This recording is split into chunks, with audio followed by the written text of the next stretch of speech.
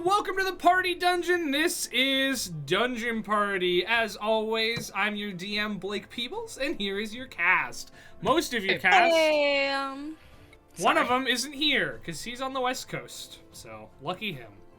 California girls. No, not that part, but, you know, that is on the West Coast. That is not where he is, though. They're undeniable. Thank you. There it is. I've heard that. People have been saying welcome. that. My camera's a little off-centered. Anyway, we're going to play some D&D. That's what we do here. That's what we're about. Yeah, I don't have any other announcements other than that. Like, that's it for me, so... Does anybody else have anything that they would like to say or bit they'd like to do? Michael has something he would like to say. No. I'm not... that was just... Oh, are you playing Marvel Snap? Are you currently playing Marvel Snap during the stream? And I got Agatha'd. Yeah, you know how I feel about playing Marvel Snap. Just to peek behind the curtain, you guys here, I ruled DPS with an iron fist. And he made us put on parental controls on our phones that block Marvel Snap from the hours of 6:30 to 10. But clearly they're not fucking working. We started this game before. Oh no. It's just taking a while. It's a technicality. Yeah, because Michael won't snap. Okay, I'm just a man of honor. All right, well, does anybody have an announcement they would like to make or a cherished bit that they would like to do? Y'all, it's time for another round of What's Chelsea Playing?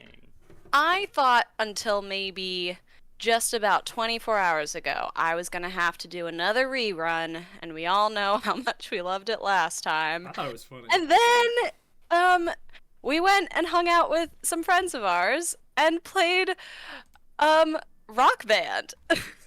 Hell yeah! So I played a new to me game. Rock Band rules. What instruments did you do? All of them, Nice. except singing, for obvious reasons. And yeah, it was great. Did you have a Great, we favorite? played- Did you have a favorite song that you did? I really liked Mississippi Queen just because it brought me back to Tony Hawk's Underground days. Fair enough. Oh my gosh, Tony Hawk. Tony Hawk. He's a Tony Hawk. Tony Hawk, if you're out there, please reboot it. I know you rebooted Pro Skater, and that's fine, but Tony Hawk's Underground was the fucking shit. Oh my gosh. You heard it But here any- first, yeah. folks. Tony Hawk's gonna reboot Underground because of DPS. Because of us. But our friends also had the Beatles version of Rock Band. I had that one for the Wii. So that was very fun. I remember Beatles Rock Band. I spent like a whole day straight playing that, and then I didn't ever play it again. Yeah. It made me super nostalgic for a certain show that most of us were in. But anyway, this has been another round of What's Chelsea Playing? Now I'm just... God damn it, Chelsea. Time for the good book. Have you heard of the good book? Time for another page from Letters from a Self-Made Merchant to His Son. Yay! The 1903 original, which I will one day turn into a major motion picture. Please give me a number. Remember, your choices are from 1 until 311, 312. Damn. Chelsea, give me... Oh. Hit me. 263. 263. All right, 263. Hold on. 243, 255. Oh man, we trucking here. Almost there. 261. 263. Wow. There was a 60-foot frontage of that shed on the avenue, and I saw right off that it was just a natural signboard. So I called over the boss painter, and between us, we cooked up a nice little ad that ran something like this. Graham's extract. It makes the weak strong. Well, sir, when she saw the ad the next morning, that old hen just scratched gravel, went all around town saying that I had given a $500 shed to charity and painted a $1,000 ad on it. Allowed I ought to send my check for that amount to the something fund. That's French. What's scratching gravel? I've put a good deal more work into my business, and I've drawn a good deal more than money out of it. But the only thing I've ever put into it which didn't draw dividends in fun or dollars was worry. That's some good advice right there. He is a self-made business merchant. He's a self-made merchant. Quick question, what does scratching gravel mean? Is she no upset or excited?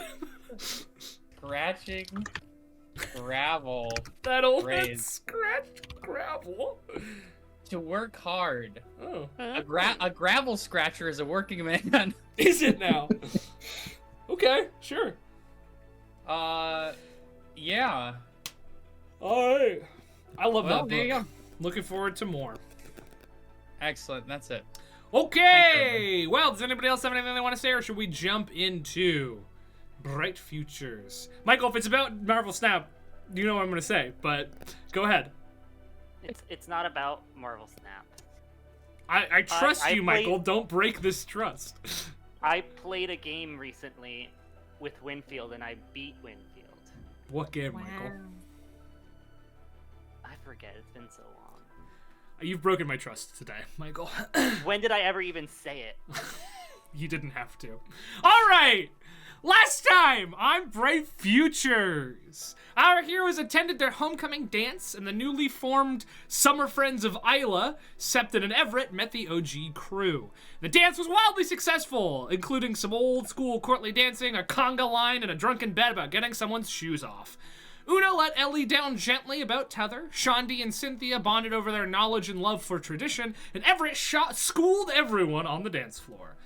Before the night ended, the group noticed a somewhat familiar face in attendance. The Jade Prince, a Cruthian merchant bearing a strong resemblance to Colrell. He spoke with Everett, and the group learned that he is now the Chancellor of the Zymorian House of Lords, and was simply here to get to know the important goings-on of the country a little bit better. He left, seemingly disappointed not to see Colrell, and not long after, the dance wound down, with the first years heading home and the gang taking Island crew back to their dorm for an after-party. And that is where we will pick up. I said Project X. Project X. Project X. It's a movie. It's a movie. About a huge house party that inspired my brother to throw a house party. That wound up getting the cops called. Oh, my cousin Jackie, her fiance, Kishme, is from India, and he was inspired to move to the U.S. after watching Project X. Wow. So those directors are credited both. I think we can blame them for the cops being called and for your sister having a husband. My cousin, but yeah. Your cousin having a husband. That's Movie? Wow. Which, if you've seen that movie, you know how ridiculous it is to have inspired someone to move continents. I have not seen that movie. Sometimes you It's, just want it's- to party, though. It's based on a true story, but the funny thing about moving to the U.S. because of that movie is because the true story it was based on happened in Australia. Come on. All right. Is it like a fun party, or is it like a party that goes way too hard and people get hurt? The latter. And people, Yeah. and that's an aspirational thing for for your relatives? Because like the way the movie ends is like I'm pretty sure they get expelled from school / maybe lose their college like acceptances, but then they're walking out of school and everybody's like, "You're the man! Like you're a legend! You did it!" And they were like nerds before, so I guess the aspirational part of it is that if you ruin your life, at least your high school will think you're cool. Okay. All right. Well, we'll see if that's what happens. As you guys make your way back to the dorm, you are joined by Yannick, Maeve, Isla, and not Daphne. Daphne went home. And what's her name? You know, the other one. Venna. Thank you. Yeah, and you all head in, and immediately Yannick just goes, "Whoa, sick digs, dude! This is nice." He just starts like running around, like looking at stuff. Thanks. Thanks. Look at my sword. Where's your sword? It's in my room. Come on. Yeah, totally, man. Totally, man. Oh no, he's going into the gamer cave. Yeah, he follows you into the gamer cave. He's like, "Whoa, dude, cool room. Oh, nice sword, man. This shit's huge." Yeah. I mean, it's like the right size for me. So. Yeah, dude, totally. Hell yeah, brother. Are all these? Is this your room, or is this your room and the rest of them in your friends' rooms? No, I mean it's all my room, but then they get to stay because I. You own this whole place? Yeah, you know. No fucking way! Oh, you are? Oh, I believed you. Yeah. I mean, you know, I do that to people. I was just having some fun with you. Hell yeah! And he headlocks you and sort of noogies you. Oh. Hello? What? Huh? You good? Sorry, man. Maybe was that too hard? No, that's the noogie noise. Oh. Yeah. Okay. What? And I give him a noogie. Oh, boo, boo, boo, boo. Okay, yeah, totally. Meanwhile, downstairs, Venna has cornered Septon onto a couch and is sitting very close to him, and he looks a little uncomfortable, but... Isla's gonna go to the kitchen. Is there an apple somewhere in the kitchen or pantry? There's plenty of, there's absolutely apples in the kitchen. Okay, Isla immediately starts making an apple bong. Alright, you make a perception check. She's gonna just like keep opening different drawers until she can find them. Oh fuck! Twitch says this is Final Fantasy. Oh, oopsies. Thank you for letting me know, Ricky. I didn't set it up correctly. Yeah, this is Final Fantasy, actually, you guys. It is. It's Final Fantasy 25. 25. You guys, you thought we were gonna play D&D, but I'm actually tricking you into creating characters for critically acclaimed MMO, Final Fantasy 14. I would have done it too. I think you have done it. Oh, I did make one character once, yes. A lapse in judgment. No, the only lapse in judgment was not continuing with the character. Oh my god, I can't fix it, is the thing. Oh, please. Alright, keep our, make your perception check. What you got? I got a 25. 25. Hey, Winfield, could you switch it to the right thing? You make me a mod, I can try. I'm not making you a mod. A 25. Okay, you are looking around. Before you have the chance to even look for an apple, you notice something else. You notice something worse. Uh-oh. Pear. There's a bowl of candy Fuck you! on your counter. And in front of it, there is a folded piece of paper drawn on the front of that. So folded and like sitting, triangle in front of it. The front of it is drawn a laughing bell. A familiar looking laughing bell. Like the cheese wheels? No, the laughing cow. Laughing cow. No, sorry. How is it familiar? It's the symbol that Pell and Mel wear. Yeah. Okay, Isla's, as she's getting into the kitchen, she's like, "Hey guys, I think you got some mail and some candy." You hear Yannick from upstairs go, "Bro, fuck yeah, candy!" and starts clomping down the stairs. I'm gonna stop him. I'm gonna do a skirt into the kitchen, and look at it, and yeah, there's a bowl of candy and a piece of paper in front of it. With like a pair of like tongs or like a fork, I'm just gonna flip the letter. All right, because I don't want to touch it. Fair. Just so I could read it. You flip the letter, and sure enough, there is writing on the inside, and it reads, "My dear friends, welcome back. Ew. I hope your time away has been relaxing. My sister and I would love to speak with you. It seems we have some apologies to make. Meet us where we first met, and we can bury the hatchet. Metaphorically, please do not bring a hatchet. P.S. Help yourself to the candy. It has not been altered in any way, I promise. Winky face." And that's what it reads. That's what somebody who'd altered candy would say. So wait, what's the verdict? Can I eat this? Nope. Oh. Nope. Okay, last time we can't throw it into the lake because we know what happened last time. Do you have a trash can? You can just throw it away. Well, I don't know. I feel like if we threw it into a trash can, it would make the trash can into a candy monster trash can. Could anyone... I could Maeve, burn it. Maeve speaks up and says, I can detect poison. It's not exactly... I don't know if it's worth a shot, but I don't think it's exactly poison. Okay. Yeah, I mean, she's gonna sort of incant a little bit. Cast the detect poison and disease spell. She says, well, it's not poisoned. So either it isn't quite poison or it's fine. I don't know which one. What's going on though? The person who wrote this is a very bad person. Yeah. From a past encounter. Gotcha.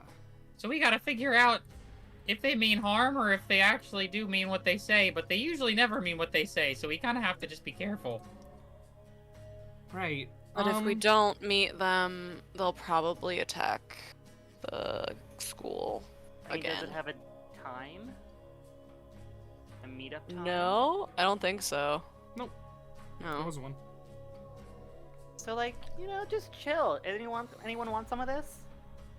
The faces around the room don't seem to be like in a let's smoke some weed mood right now.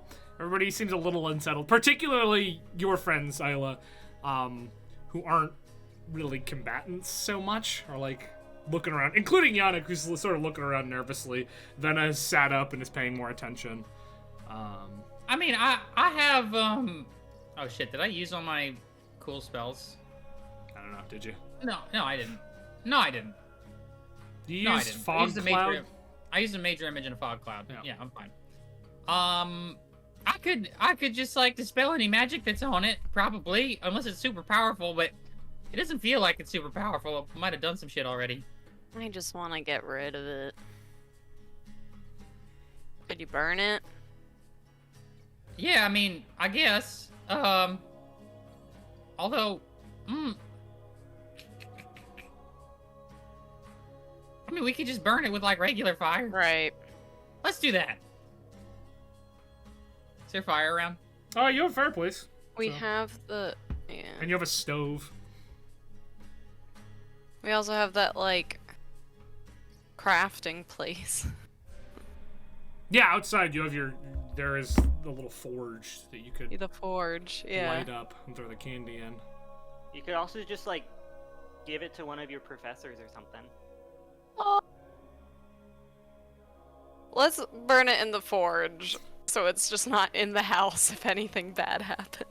Actually, you know what? I It's think maybe next to the house. I think maybe that I want to keep it and then show it to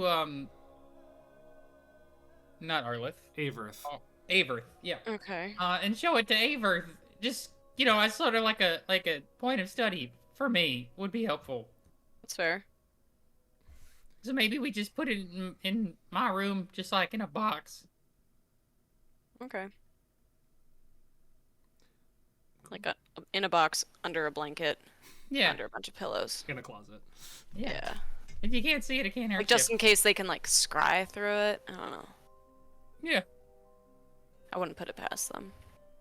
So yeah, so I take the candy and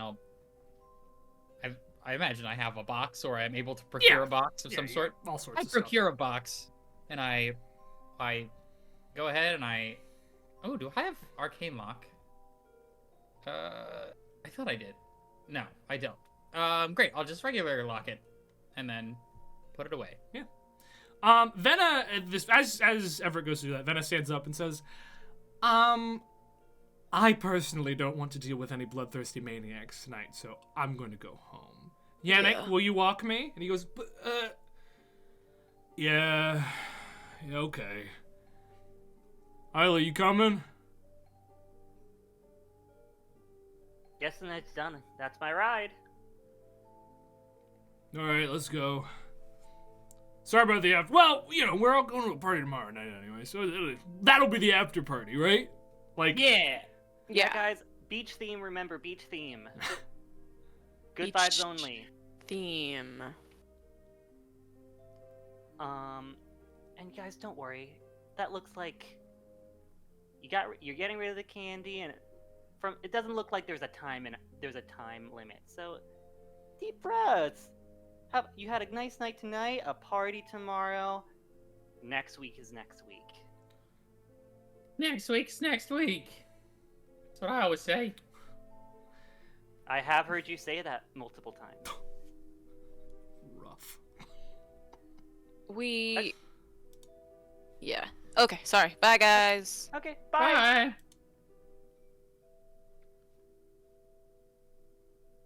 Well, yeah, they all head out. Maeve sticks around for a second. Hey, Maeve. And she says, Which one's Maeve? Maeve is in the program. She's the cleric, elven wood elf cleric. Mm-hmm. Sorry, I'm just resetting the game because I freaking goofed it.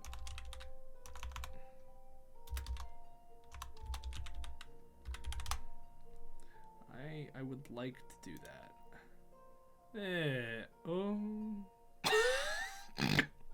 Okay, can't. One sec, I'm sorry, it's technical difficulty. Maeve's sticking around and she's looking worried. And she is in fact gonna say, should we tell someone about this? Captain Sheena Yeah. would probably be the best bet. Was there a... No.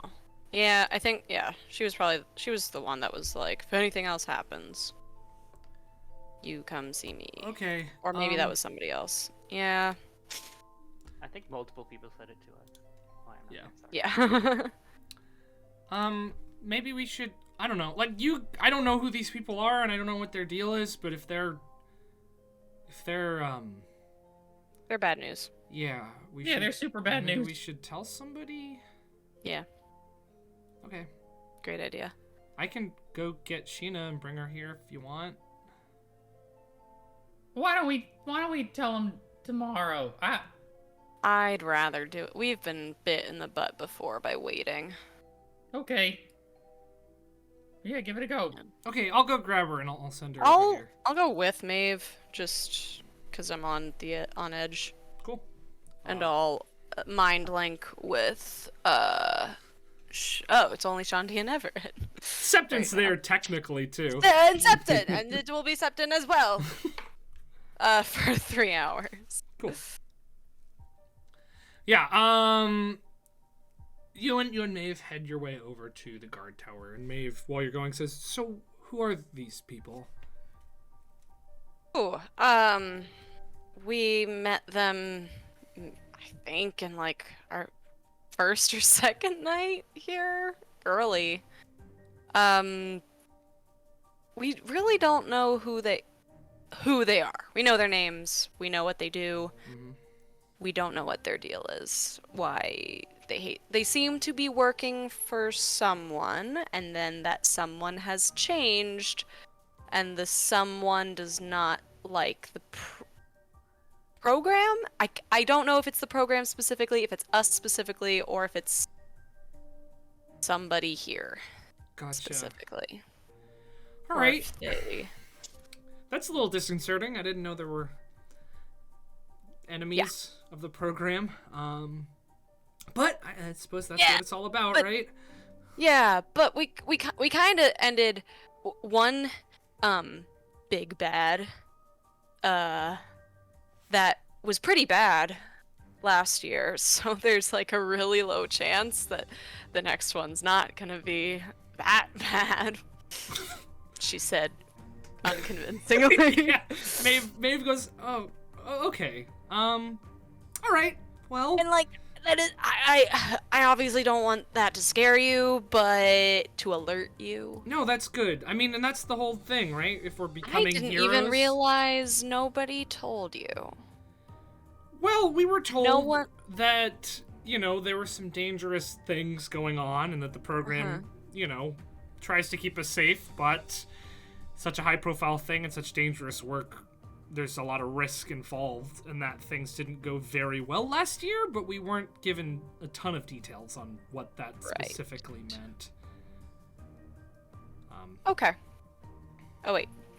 Blake, do we know their actual new boss, or did we You made some or assumptions of yeah, the new boss? because you heard Mel, or you scried on Mel or heard him through a door or something talking about the new boss.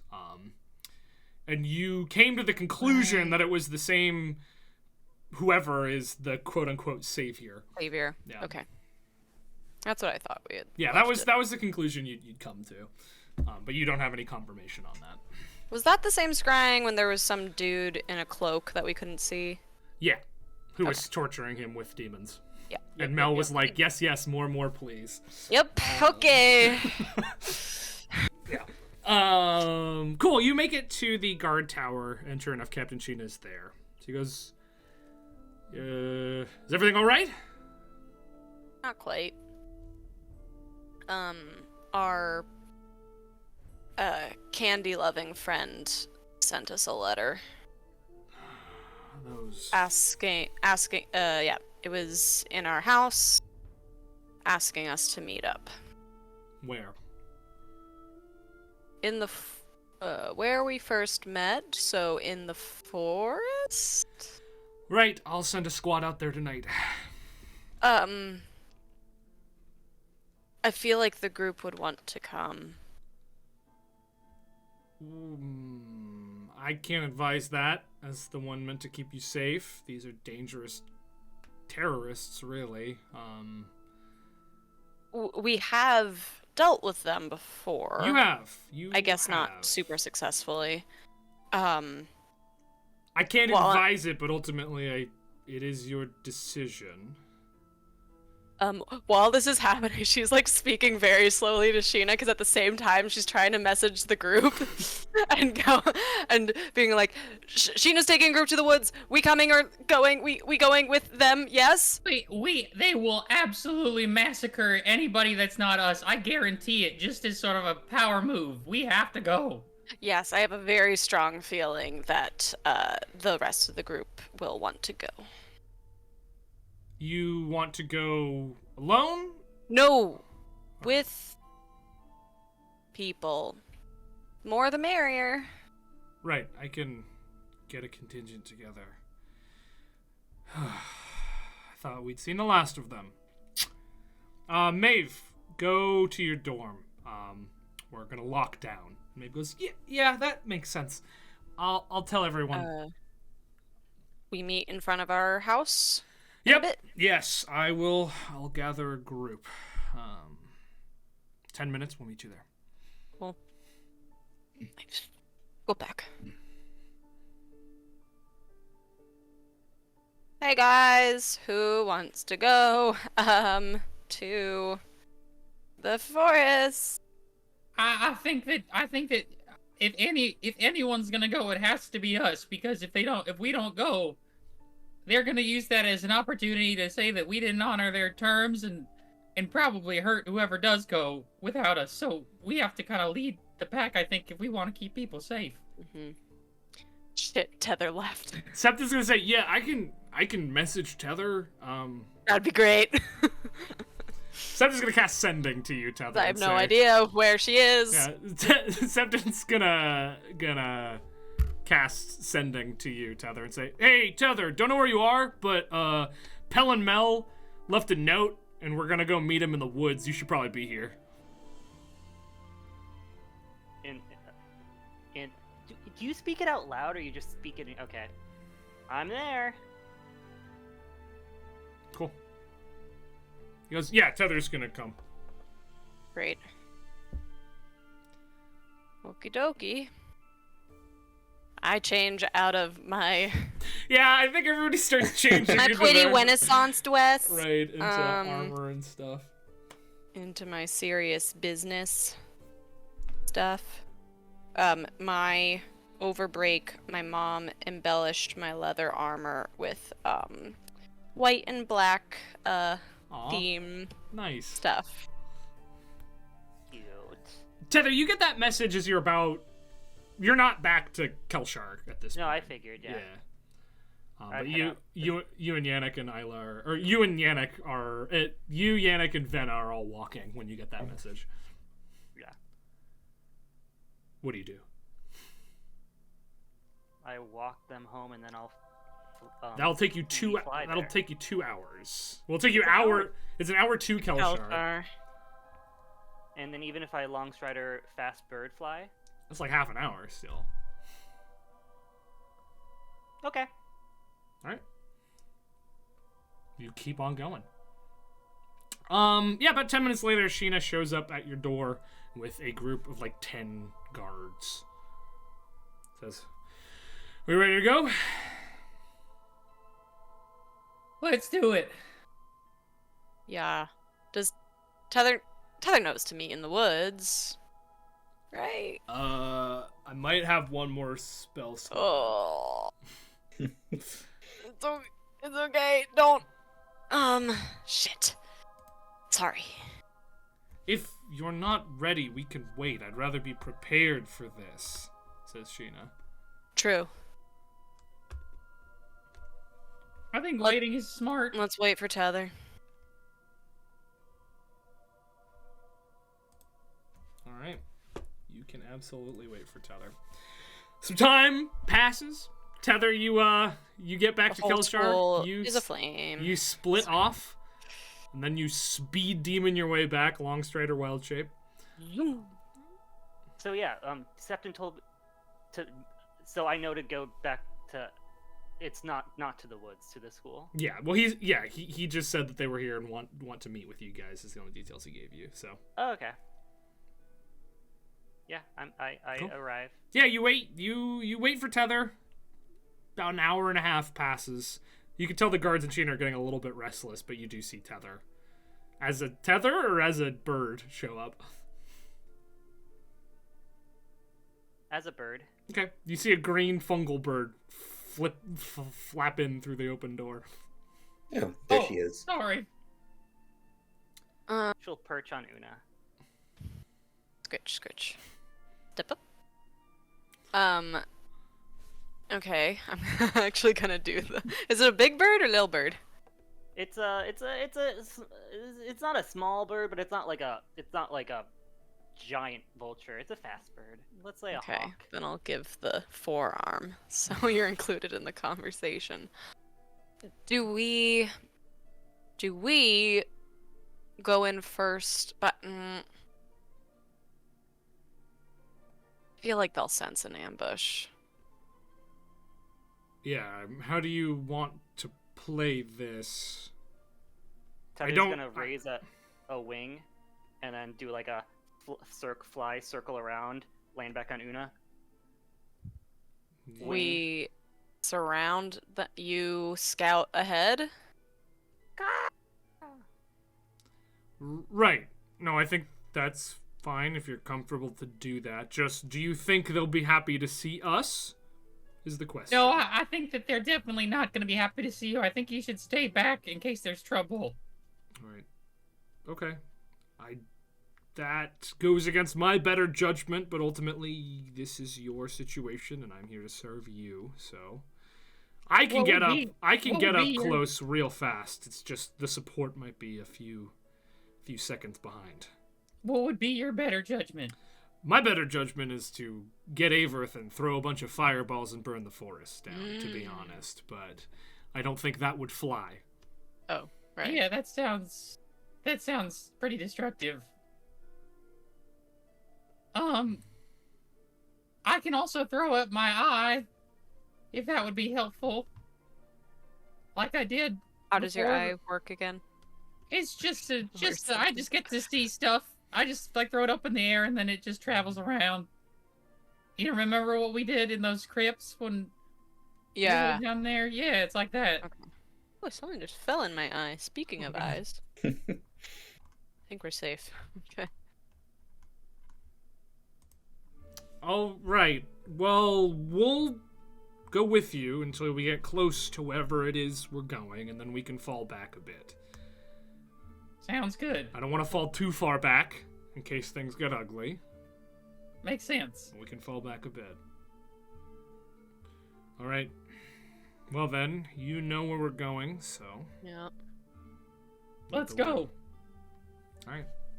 You begin making your way into the woods. You go out...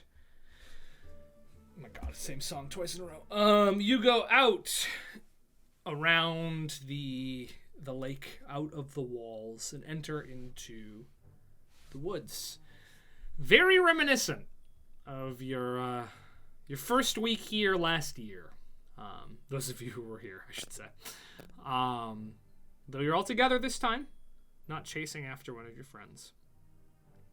You make your way through the forest, and in fact in the direction of a clearing that is somewhat familiar to you as well, Everett, as it seems like you're headed in the direction where you and Elias sat quietly together a few nights ago. Oh, cool. You get within maybe 100 feet of the clearing before Sheila says, we'll fall back here. Be very careful, and if danger approaches, just run. Don't try to fight them, just get out of there. All right, here goes. I'm going to cast Arcane Eye. Okay. With so Everett sort of he pulls out his pen and starts to draw sort of this very beautiful kind of eye, and then pushes it out, and it solidifies into a little object. And then eventually just sort of floats on its own. And yeah, so as my action every turn, I'm just going to move it 30 feet in the direction where I know the clearing to be. Mm-hmm. And I'm going to keep it rather high, so that way it's not necessarily alerting anybody on the ground to its presence. I don't think it emits light. I'm pretty sure it just sort of, so if it's dark outside, it should be able to travel pretty secretly. Mm-hmm. So it's going to start traveling through the trees, and it's going to start out just by looking for light sources. And if it looks like I'm not seeing anything, then I'll go a little lower and see what I can see. Cool. And Tether, are you swooping out there as well as a bird? Yes. All right, I need perception checks from the both of you. All of my dice are over here. One sec. You pull the Peter. My dice are technology. Wow, that's fucking deep, dog. 26.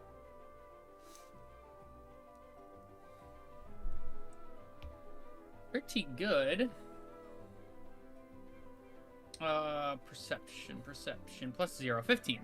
Okay. So, Tether, you swoop out towards the clearing. I assume you're flying fairly high? Yeah. You're flying fairly high. You swoop out and you look down with your hawk eyes. Hawks don't have dark vision, but the moon is bright. The stars are bright as well. There is enough light out for you to make out shapes. And you do see two figures standing in the clearing. On the far end of the clearing from where you guys are right now.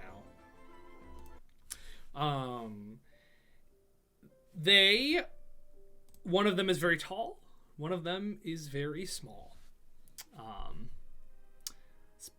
You got a 26, so you can make a little bit more detail. You do notice that the larger figure is looking up in your direction. Can I try to poop on him? Yeah, roll an attack. Iconic Tether move. Roll for poop? Bird poop. Roll. What's is it like an attack roll? Yeah, Like, D20 plus your dexterity, I would say. D20 plus dex. Dex mod. Okay.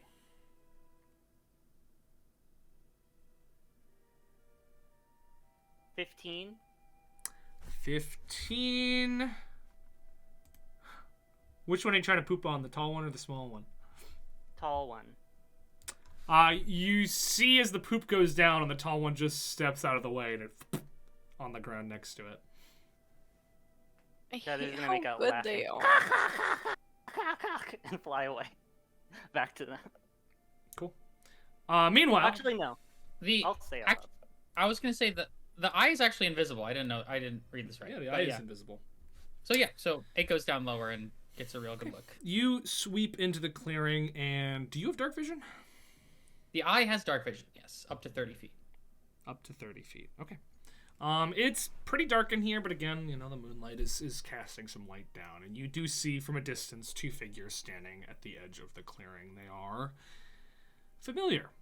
It is, in fact, Pell and Mel, though they look a little bit different. They still have their respective kind of iconic gear on, but black hoods and cloaks have been attached to both of them. And the laughing bell symbols you remember on their bodies have been replaced entirely with sleek talismans in the shape of a silvery dragon's claw with a sunrise carved into the metal. As the eye approaches, you see Mel look straight into the eye and say, "They came! Oh, they came!" And then you hear as a piece of bird shit hits the ground next to Pell. I look up at the bird for the bird, and I shake my eye at it, and then I look back down. Eyes invisible. Yeah. And not remembering that it's invisible. And then I'm just gonna sort of like I mean, there's no helping it. They know that I'm here, so I'm just gonna go a little bit closer and just kind of do a little reconnaissance and see if they brought weapons and if they brought friends and... Yeah, I mean, as you approach, Mel crouches down like right in front of the eye and says, "Are you gonna come talk to us? It'd be a lot less fun if I had to talk through this eye the whole time.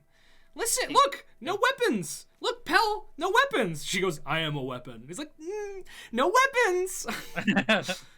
We just want to talk, okay? Yeah, Everett's gonna say to the group, "Well, they can see invisible eyes, apparently, so they know I'm there. But if they say they just want to talk, so..." Can you... I can't actually hear them, can I? Oh, you know You what? just sort of see them mouthing. I will say, you see the mouthing things, but he's not being quiet. You can hear, like, all of you can hear what he's saying from a distance. Oh, cool. Maybe you didn't hear Pell say, "I am a weapon," but he's not quiet. He's not a quiet person. I think that at least for now we're safe. Let's just make sure that Sheena is hidden. I wouldn't want to anger anybody. Sheena's fallen back a little ways, so... Okay. Do we have a way of communicating with Sheena if things go to shit? Septon goes, "Yelling." I can always pop back there, but I can only do it once. So I could also just drop the current mind link, and I have another one I can spend and connect with Sheena. Yelling is fine too. I think let's go with yelling. Yeah, let's yell. Cool. Yelling it is. All right, guys. I'll just quickly tell Sheena the plan and brace for her disagreement. She grimaces, but she doesn't say anything. You can tell that she's been reined in a little bit since last year. Probably because she was under control of the thing also, so... Yeah. The old Sheena would have just run in there and tried to kill him immediately. But, she's trying to do better. Tether, are you just continuing to fly circles, or are you joining the group? No, I'm continuing to fly circles. Cool. I will say you have like 20 minutes left on being a bird. Oh wait, no, because you have like several hours now because you're druid. Yeah, I have like 2 or 3 hours. Yeah, you're now. good. Never mind. I always think it's one hour, but it is dependent. Well, it isn't. You got me, dude. Cool. Alright, guys, let's try this out. Yep, says Septon, and begins to walk forward. Alright, you make your way forward and emerge into this large clearing in the woods. You see the stump in the center of the clearing of the bee tree from the first time you encountered Mel. It has since been chopped down. But you also see Pell and Mel on the clear other side of the area. And as you approach, Mel stands up and smiles, huge, toothy, sharp teeth smile, and says, "Welcome! Ah, see, I told you they'd come, Pell. I told you!" And Pell just sort of grimaces and crosses her arms. She doesn't seem like she really wants to be here right now. But Mel seems legitimately excited. "So, how are you?" You look stronger than the last time I saw you guys. Don't say anything. It's a power move. We oh! in Everett's head. Yeah, we know. It's a power move. Yep, it is. Yep. No days off. Aw, you guys want to talk? In Everett's head, I'll just feel like usually we just let him run his mouth and only speak if absolutely necessary. Aw, you guys want to talk? I was hoping we could catch up. I wanted to see what you guys did with your summer break. Okay, but if you're gonna be boring, I guess I can get to the point. So, we're here to say we're sorry. When we first met, we were working for somebody who you guys know. He was in charge of your school, and he was possessing a bunch of people. And he was an interesting guy, but partway through the year, we found a much, much more interesting person to serve. So, we might have been enemies at the beginning, but now we all want the same thing. Our master told us to come here and make nice with you guys because our goals are the same. We all want to save the world. Is that true? Yeah. Unless you guys, I forgot the no talking thing. I'm sorry. Unless you guys don't want to save the world. What's your master's idea of saving the world? What do you mean? You gotta have a plan about saving the world. What's his plan? He's got a lot of plans. He's a really good planner. He thinks Enlighten ahead. me. Great. Well, I don't know the whole thing because we're pretty new to his service, but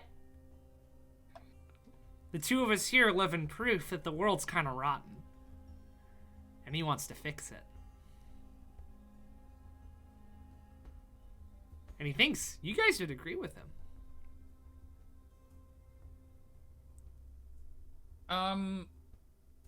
I might not have enough to go on yet, but I would like to make a history check to see if the motivations of this fellow are pinging any boxes in my brain for, like, historical. Sure. Go ahead and make a history check. Really bad. 12. Not only villains come to mind, but a lot of people have a lot of ideas about how to fix the world. It's pretty. They haven't been very forthcoming in information about specifics here, and you get the sense that that is intentional.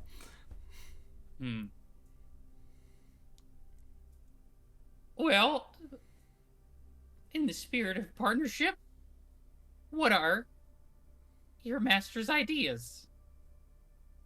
Well, you'd probably have to talk to him about those. You signed up without knowing their ideas? Oh, no, we know. But he'd be pretty mad if we just started spouting his ideology without his permission. He didn't send us here to tell you his whole plan. He sent us here to make good with you guys. Because there's really no reason for us to be at each other's throats. Did you have my candy? I worked really hard on it. It was very tasty. Trying to cut back on sugar. Aw, you shouldn't do that. Everybody needs sugar. Well, you said we looked stronger. His fur was part of our. What? It's part of our no days off diet.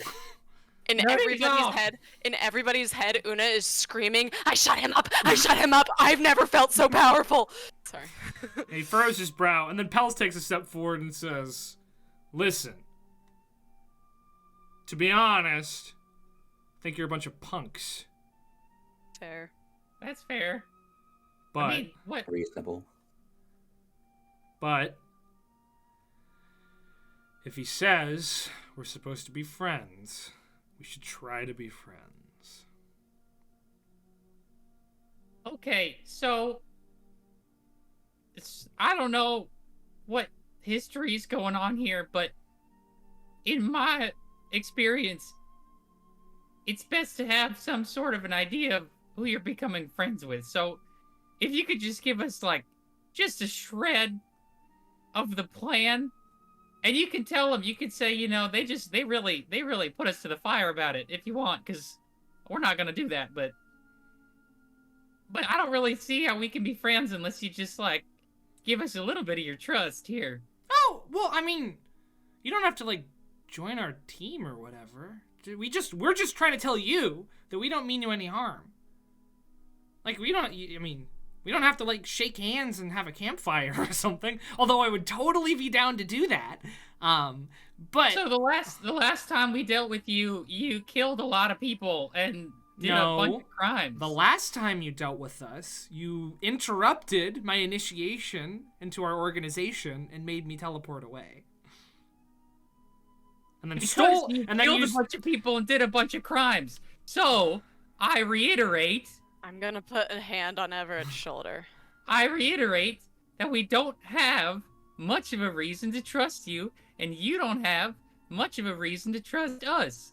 So until you change that, there's no friendship here. Mel and Mel. Can I call you that? That's what we're called. Great. Let's say we compromise at an acquaintanceship as opposed to friends. Okay! Let's, hypothetically, if we were to do that, what happens next? Well, you go back to bed and we go back to base. And then if we see each other out in the world, we can say, howdy, partner! Well, Mel, you're smarter than that. I think you know exactly what I mean. I'm gonna what be happens honest with next you, in regards to your new boss? Oh, I can't tell you what his plans are. Then... I mean, that man. wouldn't make any sense, right? Like, if I come out here and you guys are rightfully suspicious of us and I just go blabbing my mouth about my new boss and what he wants to do, Una, rest assured, it doesn't have anything to do with you guys. Una, they're just asking us for permission to do crimes without us getting involved. That's all it is. Yeah. Well, what, you know. Deny What it. do you mean? Deny What it do to you my mean face. by a Deny crime? it to my face. Who gets to decide what a crime Okay. is? Oh my god. What, the government? The I Empire? Have you I ever think- met the Emperor? He doesn't care. I think we are being reasonable with asking for more information, and since you can't give that to us, I think this meeting is over. Okay, well, that's a little less than I'd hoped that we come to a conclusion of. But to be honest, we're only here because our master told us we had to play nice. So, Fair? You did your job. yep. Wow. Well, I, for one, am pretty excited to see how much you guys have grown since we first met. Right here! Right here, just about a year ago. And we're It's all all poetic. We're all a little bit different now, aren't we? Well, one of you's gone. And there's this thing, too, now. He points at Everett. And this time... Can I insight check both of them to see if because he mentioned how much we've changed, all of us. Could I see, like, what he's referring, if there's something he's referring to specifically? Sure, yeah. And can I also drop another bomb? Sure. Insight. 17. It legitimately feels like he's talking about how much stronger you guys are now. Because when he met you guys, you were level, like, 2. True. And you kind of kicked his ass last time you fought, so... Yeah. I don't like that makes him excited, but anyway. And what'd you get, Tether? Oh, you don't worry about it. It's not a 1, but it didn't hit. Let's just say it didn't even hit the clearing. Yeah, it got in No a one tree. even noticed it. This is a skill you'll have to practice to get more accurate. It hit another bird flying by. Oh, no, that's a natural 20. Well, I mean, did you eat the candy? Does it look like we ate the candy? Well, I don't know. It was normal candy. Sure. Oh, it really was. I'm not a liar. We've learned not to trust unattended baskets of sweets from any source at this point. Oh, well, I put our name on it. You knew who it was from. I won't lie, that didn't make it any more tempting. Okay, I get it. All right. Pell says, "We've done our part. Let's go." He goes, "I'm not done. This is exciting. Look at them, Pell. Look at potential acquaintances, maybe someday friends, allies even. Who knows?" I feel like there's more to explore here. And Pell goes, "Yeah, suit yourself," and just sort of leans back up against the tree. And Mel's gonna start walking towards you. Not quickly, not running. Just he's like casually strolling in your direction. I don't step back. Oh shit! If everyone else is standing their ground, then fine. I'm not standing my ground. You're flying your air. He pulls one of his Dragon Claw insignias off of his pauldron. And he gets probably 30 feet away from you before he sort of holds it out. You said you wanted more answers. I will send... Wait, this isn't concentration, is it? What? What's the R mean? Ritual. Oh, no, that's too much time. What was the thing? The dragon Little claw? Shadow you can snap in and out as long as she doesn't die. Oh, I was just gonna get an unseen servant going, but yeah. Oh yeah, I'll send Little Shadow over there. Cool. And what were you asking, Chelsea? What is the thing? I know you had mentioned it when we were spying earlier. What was the dragon claw? It is a silver talisman, a talisman made of silver, that is shaped like a dragon's claw, and there is a sunrise carved into it. Do we know anything about that? I don't think any of you would be familiar with that iconography, no. Okay. Everett could make a history check, but I'm gonna hit it. I'm gonna hit that history check. Oh, fuck yeah. I think I do know something about it. 27.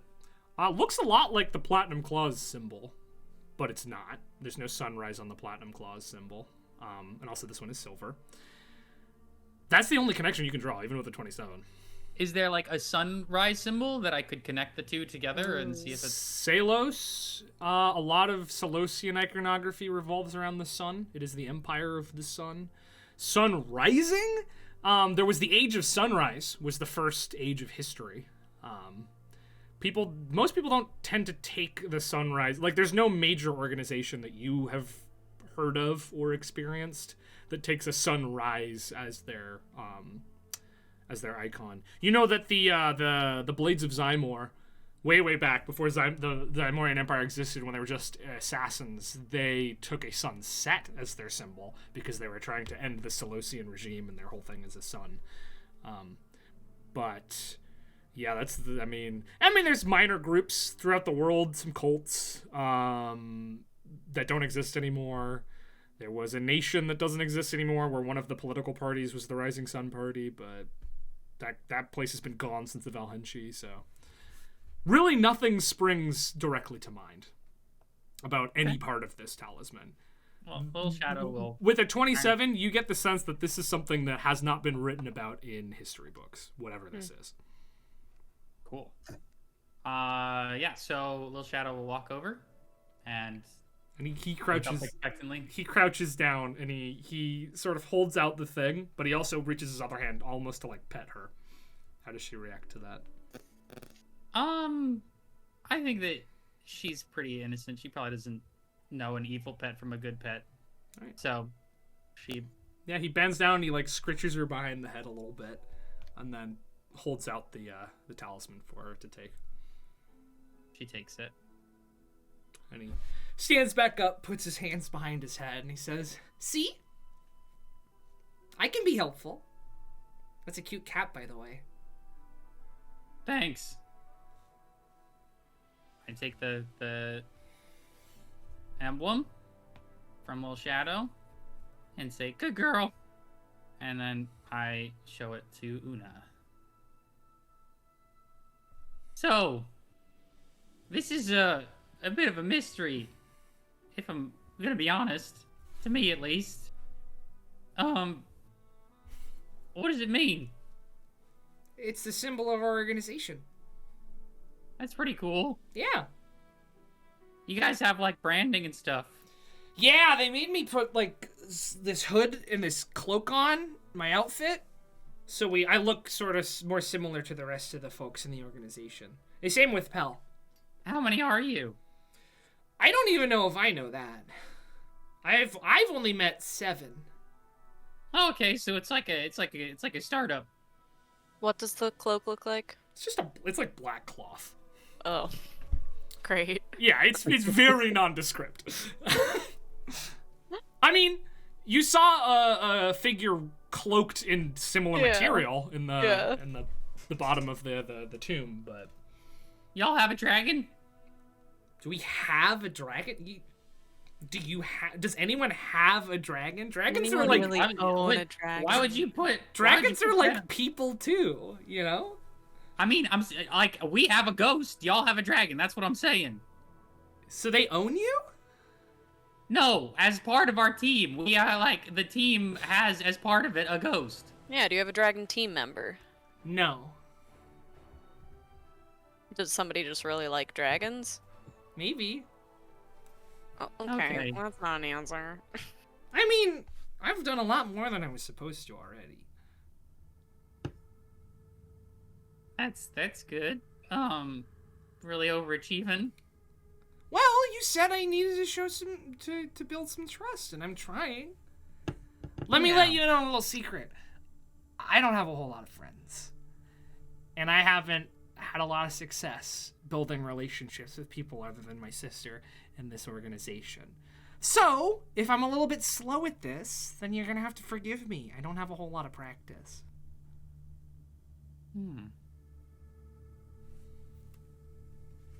Well, but I'd like to be friends. We're all about the same age, I think. Insight check. Okay. I can't. Oh, gives me the heebie-jeebies. That's not my character sheet. Samesies. 17. Yeah, no. He's not lying.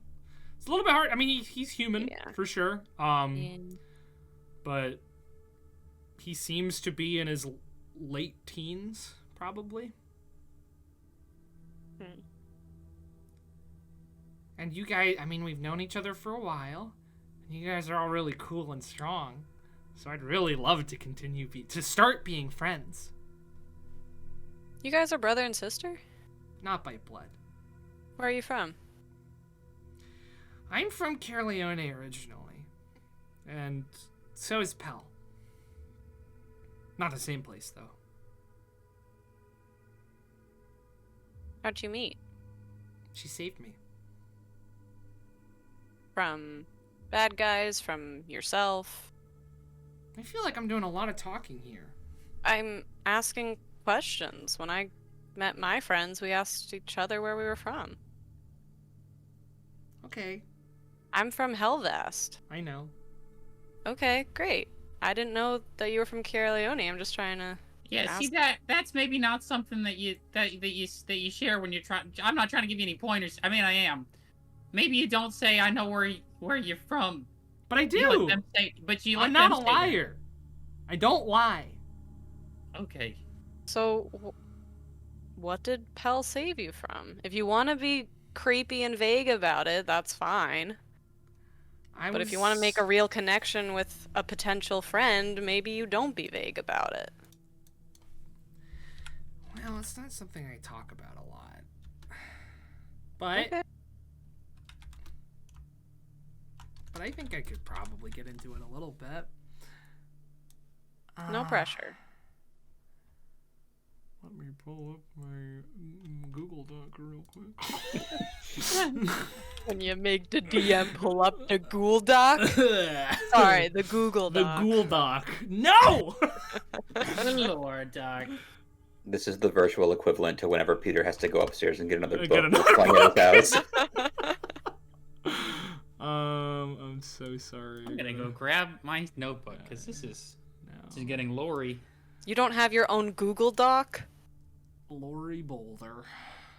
I even have a lore dump section of my Nice. Google Doc. Hell yeah, dude. Which? I wonder how many pages I'm at. Here's the thing. I have this whole thing written down extensively. I don't necessarily remember which document I have it written down extensively as. So just give me 1 second. Yeah, I used Nope, to do found it. digital notes. Michael, I'm gonna look over at Tether. How's Tether? What's Tether's vibe? Just because you've been quiet. Well, you're a bird. Yeah. Honestly, I was about to say, Tether's gonna like swoop down to a high branch, turn back to Tether, and she'll just say, "Are we? Can we just like leave? Do we really care? Like, what's the point of this?" Say that out loud. Yeah. You don't want to hear? I was about to open up to you guys. I'm gonna give Tether a look like. Tether's gonna give you like a. Do you not want to know? I I want mean, to know. obviously they do. I'll say I won't say my piece. I want to hear what you think. Well, honestly, if you want to hear what I think, Yeah. well, I want to kill you and your sister.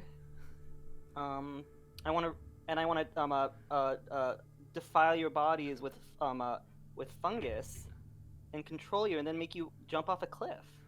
if just in my opinion. No, thanks for being honest. No problem. This is why you guys are such interesting people. And I want to be your friend.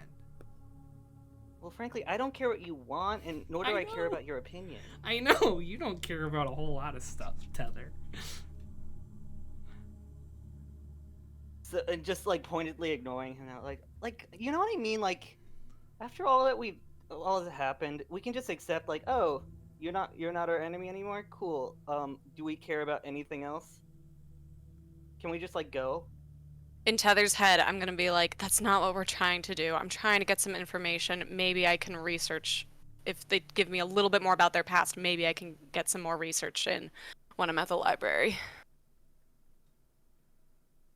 Well, honestly, Please. sorry for interrupting. It's fine. Continue.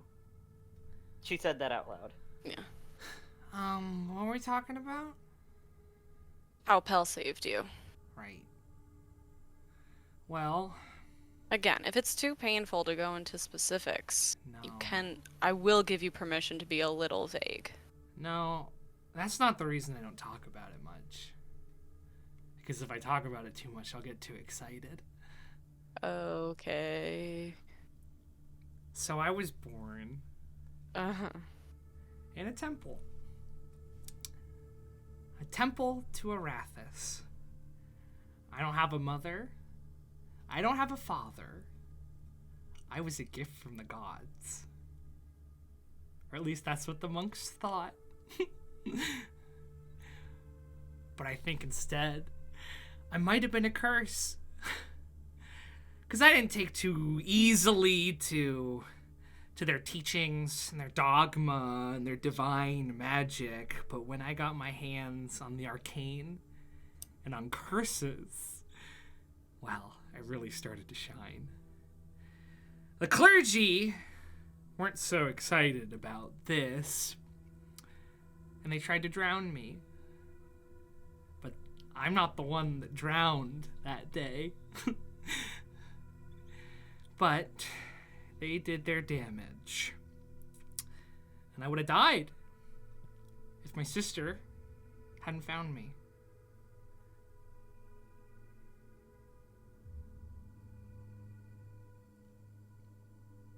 And that's where I'm from.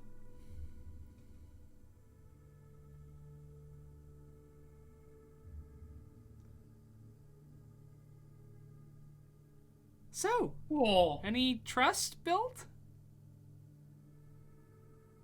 Do you think we could Yeah. be acquaintances?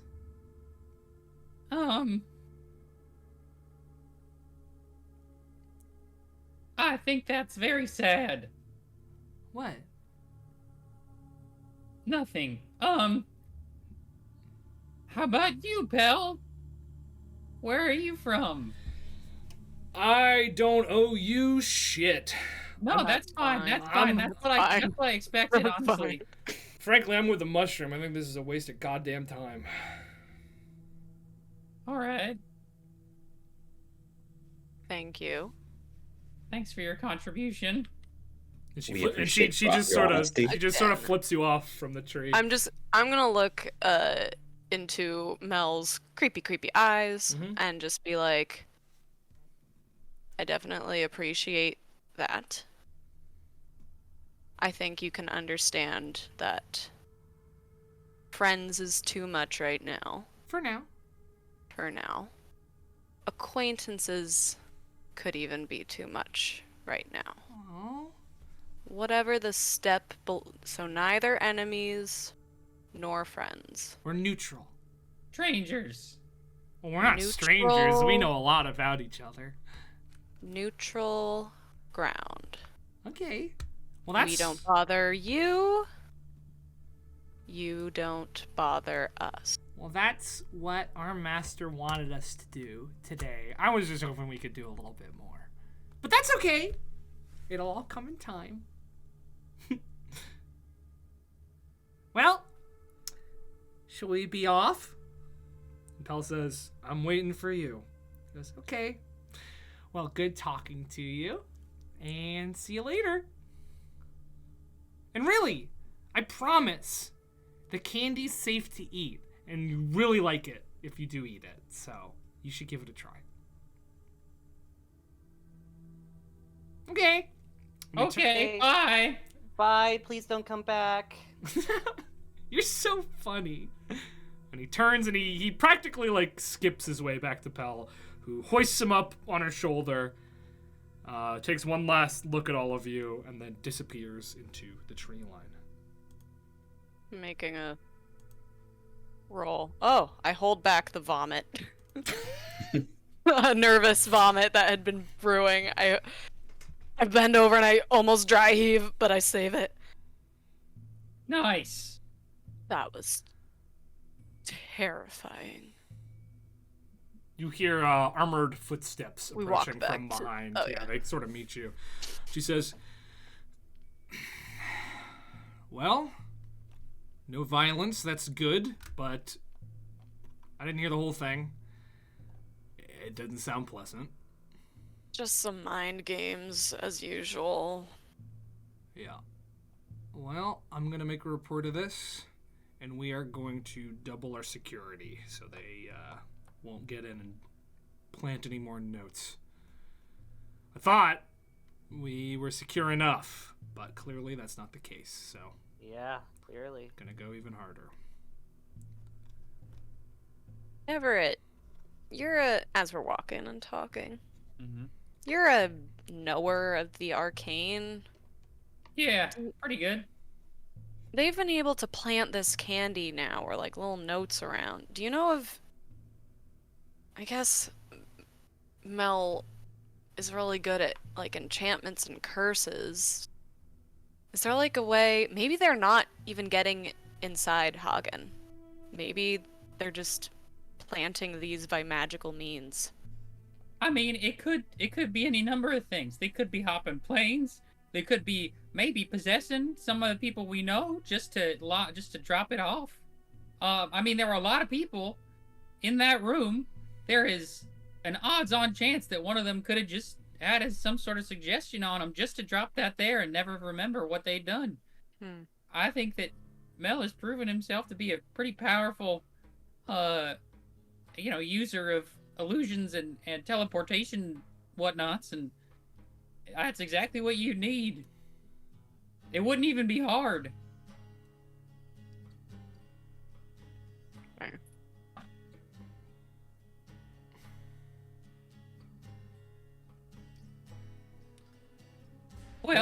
regardless, I do them. think I do feel that they were pretty certain that they weren't gonna be messing with us, but I also feel that the reason for that is that whoever they're working for just doesn't want to deal with us for whatever dastardly schemes they have going on. They do want to deal with us. I think the idea being not that they're not going to deal with us, but that we're not going to deal with them until they get so powerful that we have no chance, is what I would imagine if I were doing what they're doing. But they clearly want us to know about them. Not all about them, but know their presence, which means we're dealing with just, I don't know, another narcissist. Well, I mean, most folks that go crazy are. Fair. Well, we have this. And I pull out the claw. Like, we could use this to do some research. I don't recognize it, and I know a lot of things about a lot of things, and I've never seen something exactly like this before. We have something that went down at a temple of Arathis. I'm gonna look into. What do I know about Arathis? Religion check or history check? Probably be a religion check, yeah. Goddamn. Sorry. Right. That's okay. Religion is not that bad. In Caerleone specifically. What'd you get? 12, please. Arathis is the goddess of civilization and invention. Whoa. Not candy. No. She is the she's like law and progress and being an upstanding citizen.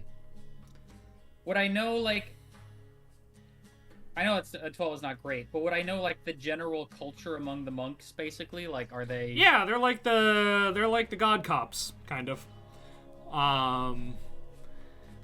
They have a very strict moral code that revolves around helping people and making civilization and civilized places more livable. There's a subculture of, like, inventors coming up with new things. A lot of, like, new divine spells are derived by followers of Arathis. Because a lot of Ioun's followers who also create spells are arcane in nature, but Arathis is fairly divine-centric. There's a the biggest temple to Arathis is in Salos, in one of their largest cities. It's a massive, massive temple, and every 3 years they sort of hold, like, a World's Fair, where people from all over the world can come and sort of, yeah. Do we know anyone? Do we have any connections to Caerleone? You don't. I can't think of it. Tether does. You know that Tether has a connection to an Inquisitor from Caerleone. Because she hasn't been quiet about that. And you also know that, you wouldn't know this, but Tether knows that Dagar Blythe also has that connection. And you would know that he is from Caerleone because he told you that. This is kind of a silly question, but are they ever, like, kind of annoying? Who? Arathis? The Arathian monks. They're, like, very austere, to be honest. Are they, like, a little... so they're not, like... I don't want to use the word, like, virtue signalers, but, like, I'm trying to think of a reason that one would go crazy in their captivity other than just the fact that he's a sociopath. They're pretty... I mean, it's like a lawful neutral sect. They're always on the up and up, and, like, you know, they might be a little judgmental when people do things that go against their religion, but they're no, like, Heronius worshippers who, like, go out of their way to condemn people who don't believe that what they do. Like, they're fairly austere. So probably he's just kind of he's kind of a little fucked up is your guess. Yeah. I mean, the Arathian monks are kind of, you know, some of the nicest they come. I'm a little surprised that he went crazy in their care. Here's what I say we do. Okay. We can use one of the, oh my gosh, what were they called? The people who helped me mirror message my parents? Yep, those guys. Who have a name that I remember. Messaging mages? It was something. I think it was. I remember it being a cool name, so I'm not gonna guess at it because I'll look it up later. One of those, insert name here. Yep. You can do that in post. Like mirror mages? I don't know. I don't do that in post, dude. I barely edit these things. Because Tether, you know someone from Caerleone. Did I just tell Una that? No, you've been I think you've been pretty open about that. Or at least you were right after you got back, because everybody knows that you went with him, and afterwards you were like, yeah, he was really nice. We had a good time.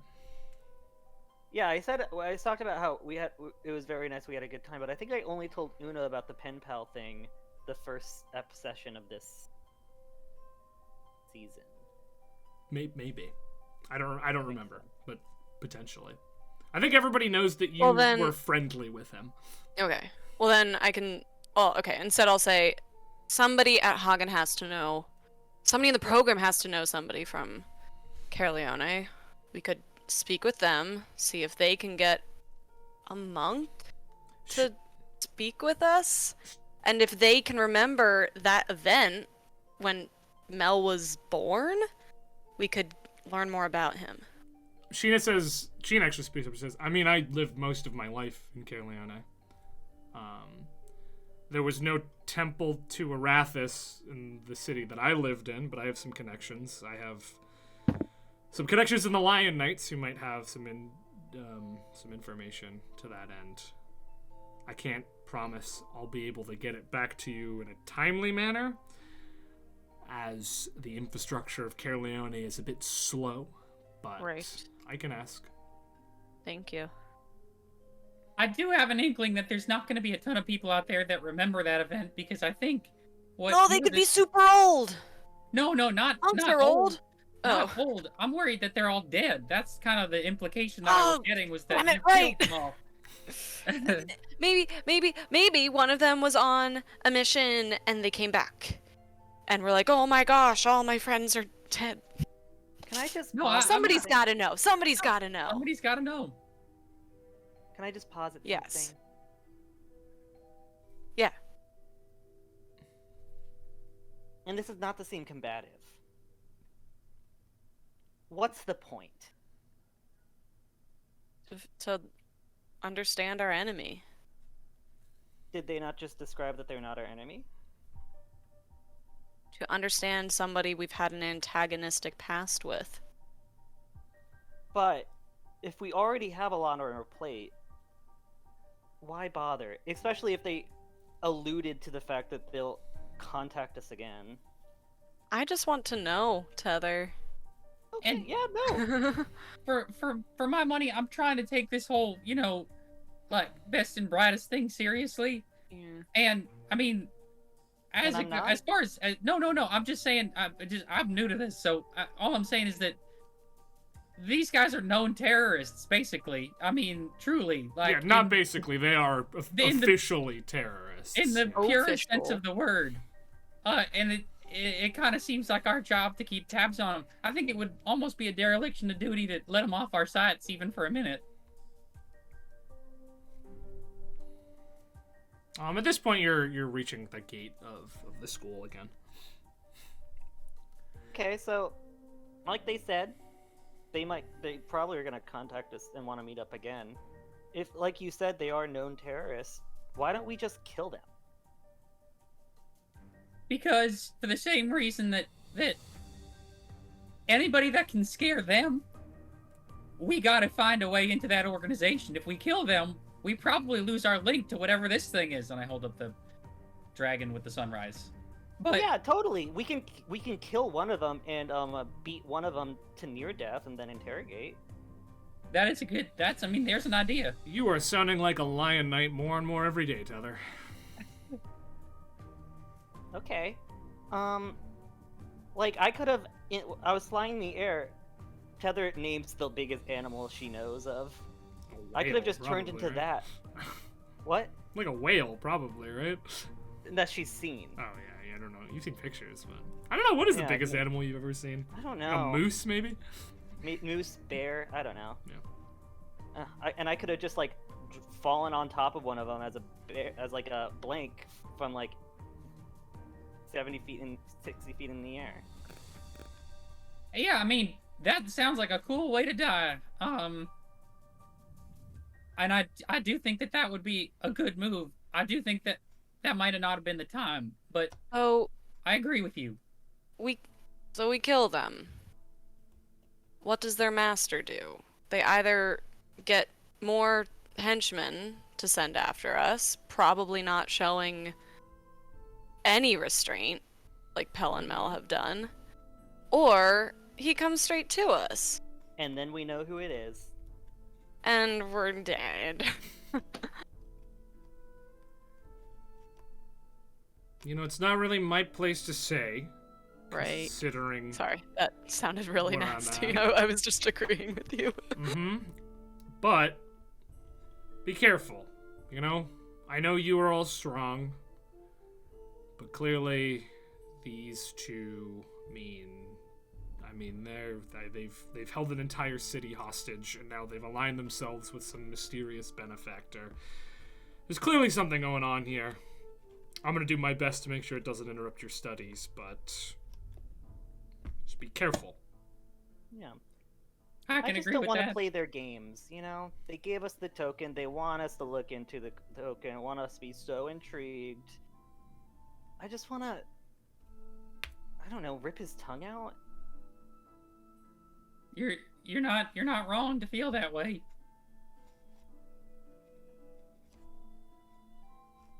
Anyway, I'm gonna clear my head.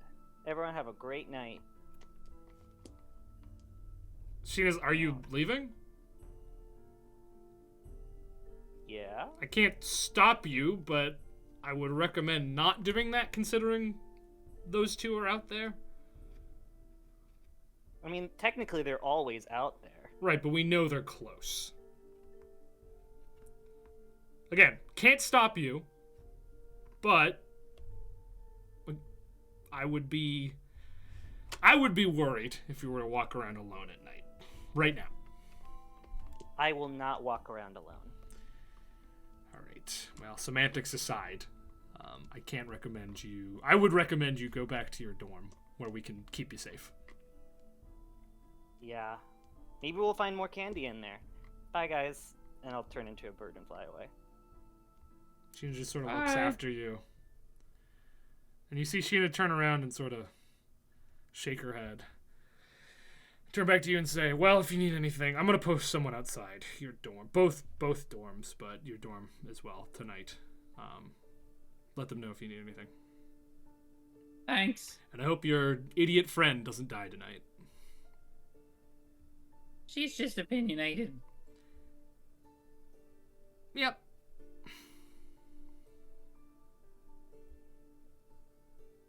Thanks for your help.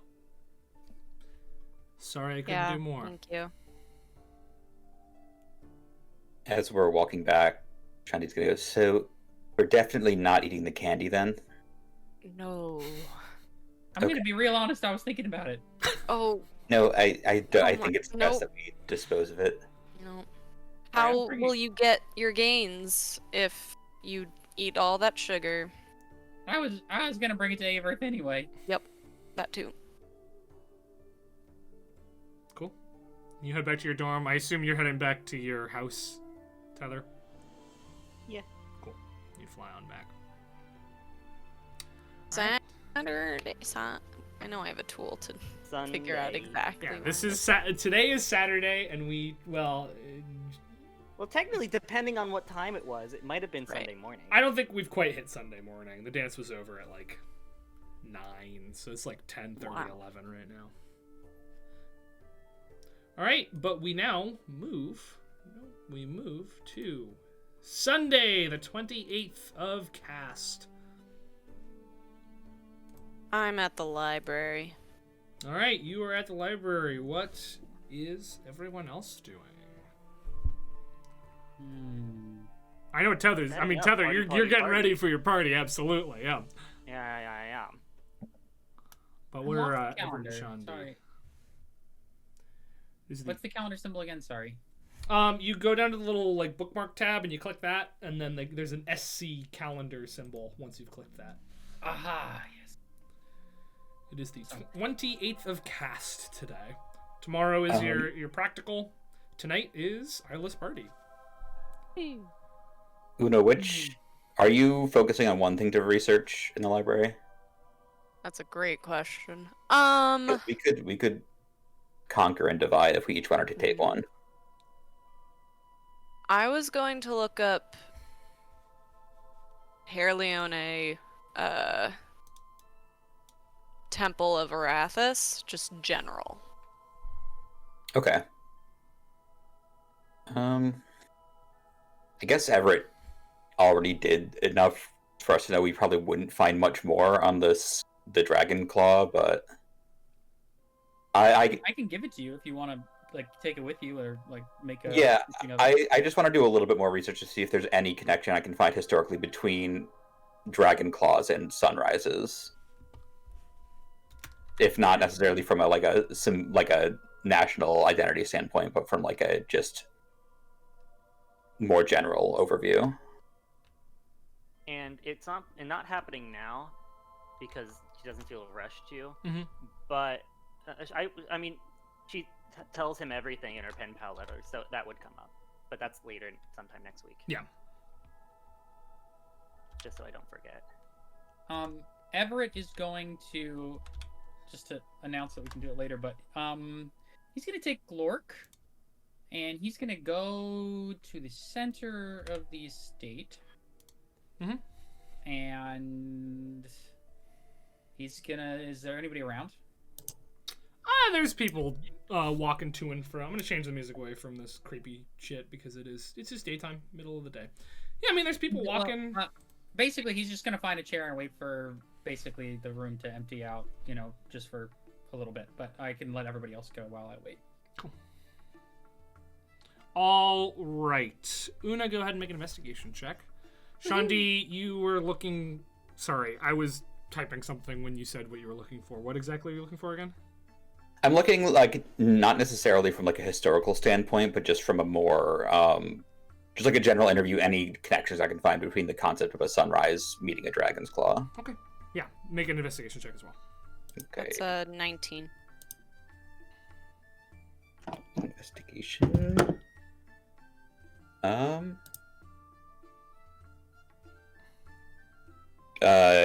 Flaccid 20. Okay. All right, Una, you look through. This takes you several hours to compile a bunch of stuff. Looking around, you look into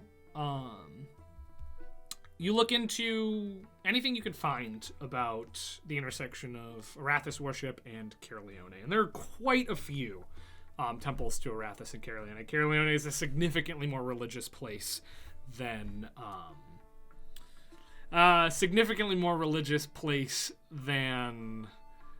where you are, Zymor. Mm-hmm. Michael, I don't know what that is. Okay, delete it. You can get rid of that. I didn't put that on you, so. Okay, for the people watching at home, I had a temporary effect up as saying I was cursed, and I was like, when did that happen? Yeah, I don't know where that came from. I did not curse you. Maybe it was cool. It might have been Phoenix. Who? Sorry, you're betrothed. I don't know. I'm thinking You my boyfriend. said that. You said called him that. I think no, I'm not betrothed. I have a boyfriend. That's it. Okay. The old ball and chain. The old ball and chain. Not until he, pops the question. Ugh, whenever that will be. Oh my god. What is this bit right now? I'm trying to evolve it. Let's go with it, okay? Yes, and. Yes, and. Not till there's a ring. Yeah, definitely. Oh my gosh, my boyfriend. So you're saying there's still a chance? I don't know. He's giving me such mixed signals. Is he right there listening to you say this? Okay. Anyway, back to the game. Caerleone is a significantly more religious place because they like Salos. They are directly descended from Salos. A lot of their practices are very Salosian in nature, and they've always kind of had a good relationship with Salos, which is not the case for the Empire. I like how my drink blurs out the two olives that are at the bottom of my... Incredible. I love Discord video blurring. It just picks the randomest shit. So, like, in terms of, it takes a long time to narrow down any information, because there's a lot of churches to all of the major gods, the Solosian pantheon, and there's a ton of churches to the minor gods as well throughout here. And if you don't know the lore difference, the true/major gods are mostly directly descended from the beings who shaped the world. They, in their last act, made these gods as children to rule in their stead, because turns out making a multiverse takes a lot out of you.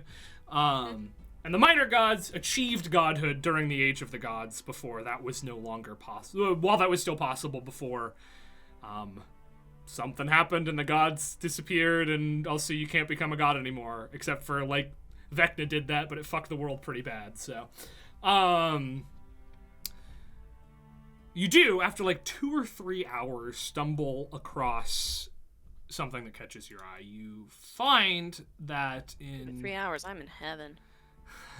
You find a small record in a handbook of miracles, that was clearly just somebody's handbook, that, like, a pilgrim's handbook that they wrote down miracles that they'd been told about, and somehow found its way to this library. That there was an Immaculate Conception in a small church of Arathis in the Caerleonan, like, hamlet of Malphese. They called it a gift from Arathis' laws, and the priests and the townsfolk there insisted that this child was born out of their adherence to Arathis' dogma and laws. You use that information. So the book is, I don't know how technical this is, but so the book is calling it a church and priest. Mel called it a temple and monks. The language just you look. This is just some dude's notebook. So, like, okay. Those are the words that he said. I don't know what that difference would tell me, but he says different words for different miracles that he finds. It seems like he's just kind of using them interchangeably, because he's just a dude walking around writing shit in a notebook. But, you know, that's a clue. And from there, you look into the town of Malphese. It no longer exists. Is it Malphese or Mal? Malfese. That would be funny. It doesn't exist anymore. It was wiped out by the Ruby Wraiths of Caerleone, who you would just know are a ghost army that rises every day and fights a war that nobody understands why they do it.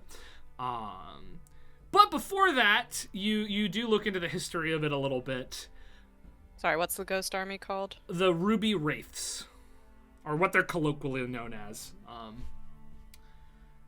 There's effectively an army of ghosts, red ghosts in Caerleone, who believe that they are fighting the war that they died in every day, but they're actually just fighting the current Caerleonans, and they can't awesome. Connect that reality. Yo, fuck Hagen, I want to figure this shit out. Let's go. Side quest, whoop. You could. I mean, you absolutely could. You look deeper into that, though, with the 19, and you do see that the Church of Arathis is the only church in town. Went away long before the town did, because all of the people who worked in it died.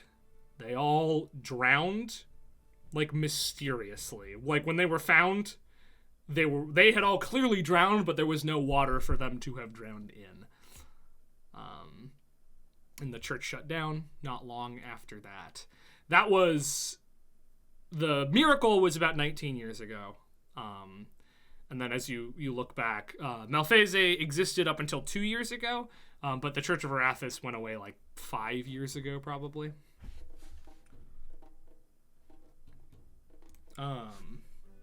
So, yeah.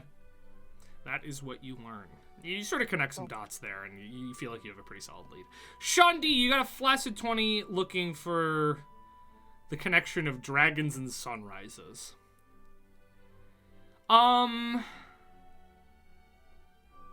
It's tough. I mean, there's a lot of information on both dragons and sunrises. I've got one pile for books on each. Yes. You spend significantly longer than Una. You probably spend 5 to 7 hours today in the library looking through things, and the only connection you find is a piece of flowery prose written about the War of Zymor, where Tiamat sort of showed up for a bit, where the author, who's writing this book, it's not the most factually accurate history on the War of Zymor either. It's clearly one of those where the author fancied himself sort of a linguist and tried to paint it in flowery language and make it out to be more of an epic tale than it necessarily was. A book Septon would really like, to put it that way. It's got pictures. Yeah, it does have some sketches in it. Attributing a phrase that was almost certainly not said to the Blue Dragon Einidarth, who was who led the dragon cult in the War of Zymor before disappearing as things started to turn south for their side, saying that the sunrise of dragonkind is almost upon us. Like, him as a character in this book says that to his congregation, which no one alive saw any of the meetings of the dragon cult because all of the dragon cult died, you know? So it's clearly just this guy putting words in the mouth of a historical figure. But that is a connection. You see that? That's about it. Even with a flaccid 20, the information just isn't there to find in the library. We find we're up against a fan of historic poetry. I mean, legitimately possible. Everett, you were doing what? Waiting in the Hagen Estate for just people to kind of, filter through until there's nobody there. Are you outside? Are you in a building? I'm in whatever feels like the spiritual center of the library. Yeah. So the library's definitely not going to filter out entirely until, like, nighttime, but you can find a quiet, secluded spot, for sure. Great, I find a quiet, secluded spot. And I cast haste on myself. You cast haste on yourself. Yes, you are hasted. You are under the effects of the haste spell. And with my action, I just, page through the book. I'm like, give me something! Right. Right. So you page through the book, and in fact, you turn to the page where the haste spell is, and you know that on the other side of that page there is a picture of Hagen Estate, and you flip the page, and the picture is different. The picture is of Hagen Estate. Still, it's the same location, the same angle, and everything, but it is not a complete estate. It is being constructed. Not like the picture is moving and people are constructing the estate in front of your eyes, but you can see that the images of people laying the foundation and building in materials to build Hagen Estate. So it's just this, basically almost the same picture, but just years earlier. Yes. As before. A number of years earlier, yes. I look around. I look around to see if my personal surroundings have changed, or if it's just the image in the book. Just the image in the book.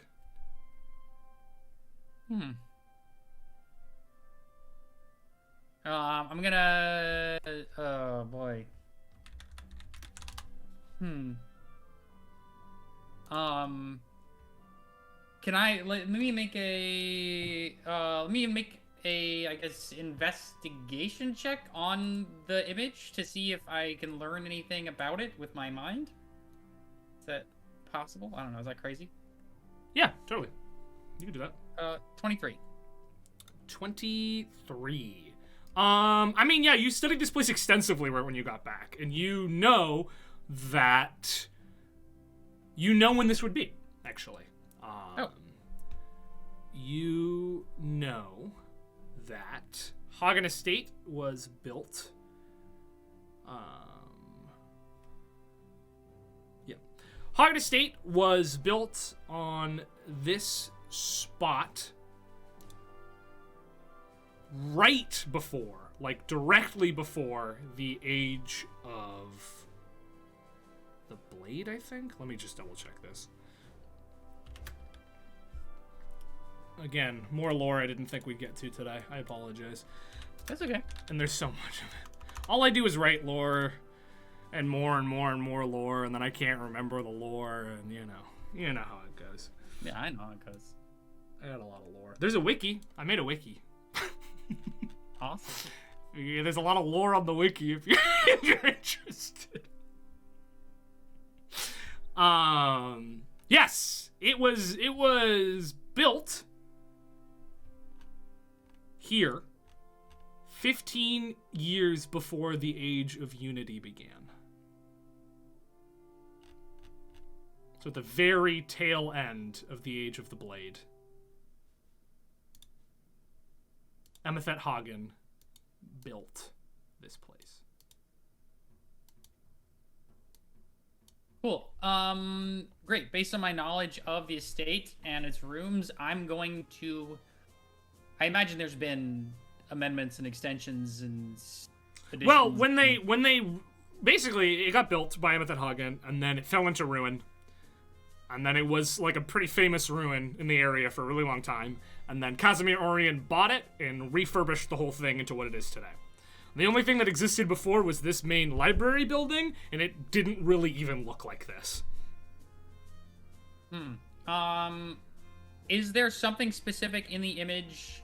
Like, is there a specific room or a statue or anything in particular? The page, I will say, I'll remind you, the page is both sides, the image and the spell are glowing the same sort of orange color that the G on the front of your book is glowing. Very cool. Orange color.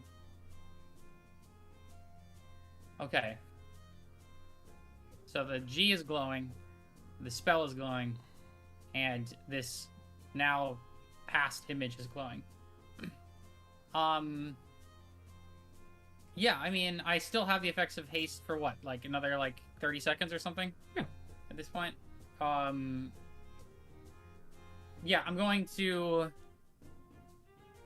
So there's nothing on the image is actually still around me. I can't find a thing that's in the image. It has been it's been a very, very long time. I doubt even a brick remains from the original Hagen Estate at this point.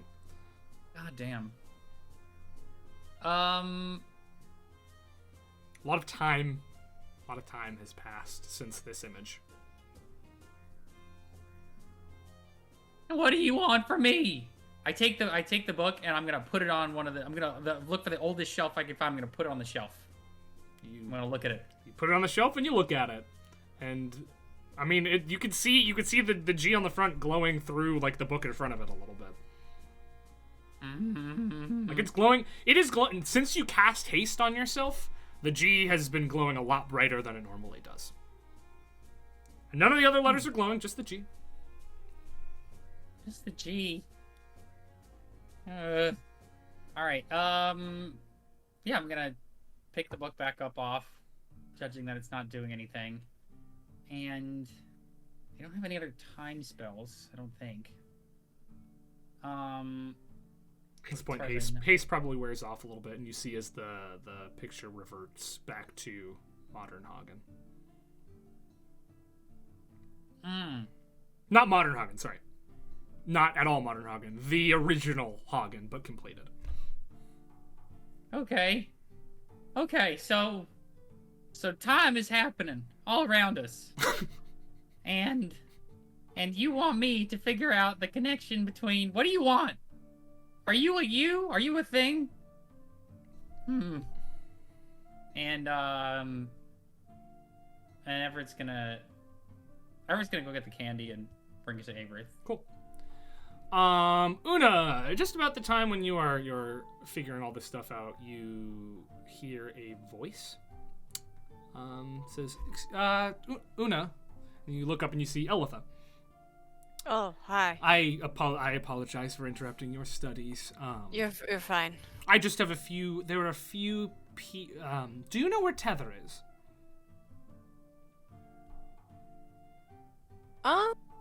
No. I was hoping you might. I have had some breakthroughs in our joint project, and I was hoping to share some of them with her. Will she be at your dorm, or? I know she's out for today. She didn't say where she was going, though. I suppose the information can wait. I wanted to get it. I know she has been anxious to figure out this project, so I wanted to get this information to her. I might see her later tonight. Do you want me to pass that to her? Or does it need to come from you? Well, just tell her I would like to speak with her about our project. Yeah. Yes. I have some solutions that she might like. So, okay. And the other thing is, Sheena is looking for you. Okay. Thank you. Yes. I clean up my space, I put the books back, and I go to Sheena. All right. Tether, is there anything you want to do, or are you just sort of setting up your beach party right now? I mean, I'm just setting up the beach party. Do you want me to name like? I mean, I'm like. We can get to it later. On the rocks and Frozen. Okay. Mai Tai, stuff like yeah. We can get to it later. It's just everybody else is RPing right now, and you're just there. So if there's some RP you want to do, we can go to you before we go to the rest of them. I guess if I have time, I might pick up a shift at work because your girl needs money. But if I don't have time to do that, then... No, you can I mean, some folks are helping set up the party at your place at this point. Like, the boss heard and he was like, "All right, let's make this party successful so that our front is believable." So now there's a few members of the Shaded Alley who have been, instead of assigned to kill or steal from people, to set up a beach-themed party in a random house, and they're not happy about it. I will give him the weed she didn't get to smoke last night. I was like, thank you. And they're happy again. Sometimes it's all it takes. Yeah. Yeah, you can absolutely go to Holographic Alchemy. Walk in and Grenade says, "Where have you been? I have missed you." If I could be here, I would. I miss you so much. Welcome on in, my dear. Are you here to buy? Are you here to... I mean, I just had free time and I was in town, so I wanted to know if you needed any extra help. I need so much extra help. Yes, come on, come. Yeah. Okay. And he sets up a bunch of different stations for you, and he says, "Yes, we are working on the healing potions today. It's the most in stock. In fact, we have a big order from the Platinum Claw, so we are making quite a bit of money. I don't know why they need so many healing potions. In fact, they've bought out every alchemist in town. But it's money. I do not shake my nose at it, as you say." Yeah, totally. I mean, I've noticed they had a lot heavier presence around here, so I guess it makes sense. You know, military people, I guess, need healing for things. Yes, I suppose. They have a very strict deadline for this, though, as well. In 1 month, they need this huge supply. So, I've spoken around to the other alchemists in town, and they have been given the same order, so... I mean, I'll help you with the order. Do you think... Is it possible we can set a couple aside, just in case? Well, you know, you don't exactly go against the Platinum Claw, you know. We have to fulfill the order, is what I'm saying. Oh, of course. Right. What are you asking me? Do they have a quota? They have a specific amount that they need, yes. Okay, let's hit it. All right. You know what to do. All right. You can work your shift. All right, and then we'll go back to you as you find Sheena. She is in her normal spot, and she goes, "Una, eventful day already. This is not about what we talked about last night. Oh. It's a different thing. Oh, great. Well, it's not nearly as... Okay.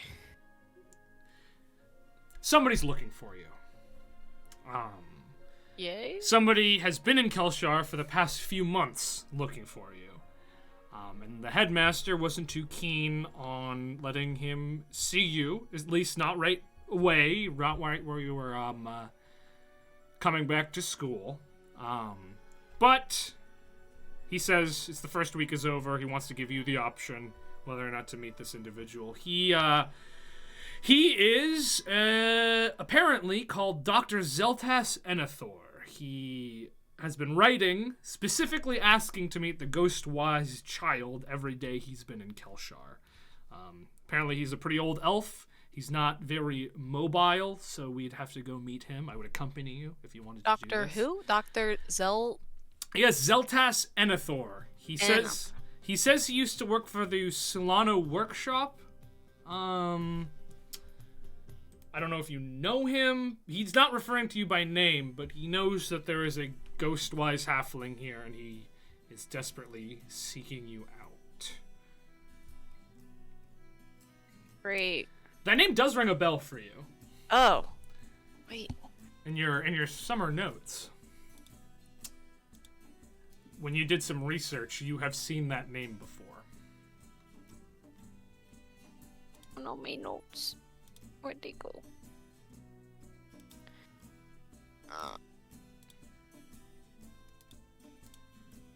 Yep. Do you want me to vamp? Do you want me to sing something? Yeah. Number 1 victory. No! Down 10 kills on the board right now. Just wiped out Tomato Town. I saw My friend just got downed. I revived him. Now we're heading southbound. I saw a tweet. I saw a tweet with the original song saying, like, the internet has fucking ruined my brain because I can't hear this song without hearing Fortnite. We're about to get down. Get down. Oh, okay. Great. Okay, cool. Got it. So, ultimately, it is up to you whether or not you meet with him. If you do, I'm gonna come with. Because he's just some random man asking about you. But I have met him. He is a frail, old, blind elf. He walks with a cane. He knows a lot about the Solano workshop. I sort of tried to vet him. It does seem like he did actually work there. Yeah, I read some things about him. Oh. Over the summer. Oh, well. So yeah, I'm busy tonight. Mhm. But yeah, as soon as possible, I think. Maybe. I mean, we could do this afternoon if you're not too busy, or we could do later this week. I doubt he will be awake during the night. He's quite old. What do I have Monday tomorrow? You have the practical. Right. What time's the practical? Practical's during the day. It's during when your tactics class would be. What about right after the practical? I think you're probably free after the practical unless you're going to the Monday electives. Which one's that? Great question. I do have this written down.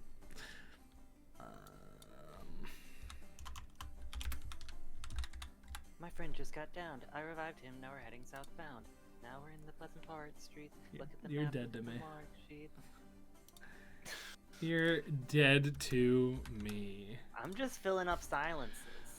No, we have to bask in the silences. Monday is survival and just survival. No, it's not. Survival and Magitech. No, survival. Either way, I am in survival. Survival and economics. Yes. Well, survival's in the morning, so actually you'll be fine. If you're not going to economics in the afternoon, you'll be good to go. Great. After the practical, then. Cool. All right. Well, I will be ready. Thank you. Okay, Everett, you go looking for Averth, and you find him. He is sitting by the lake, sort of just looking out over the lake. Seems like he seems tired. Seems like he probably did a lot of work last night in the lab downstairs. So he seems to be taking a bit of a break right now. Hi, Everett. Oh, Everett! Just the person I was hoping to see, actually. Oh, that's good. I didn't mean to distract you from your... I guess I did mean to distract you from what you're doing. Oh, I was doing very, very little, to be honest.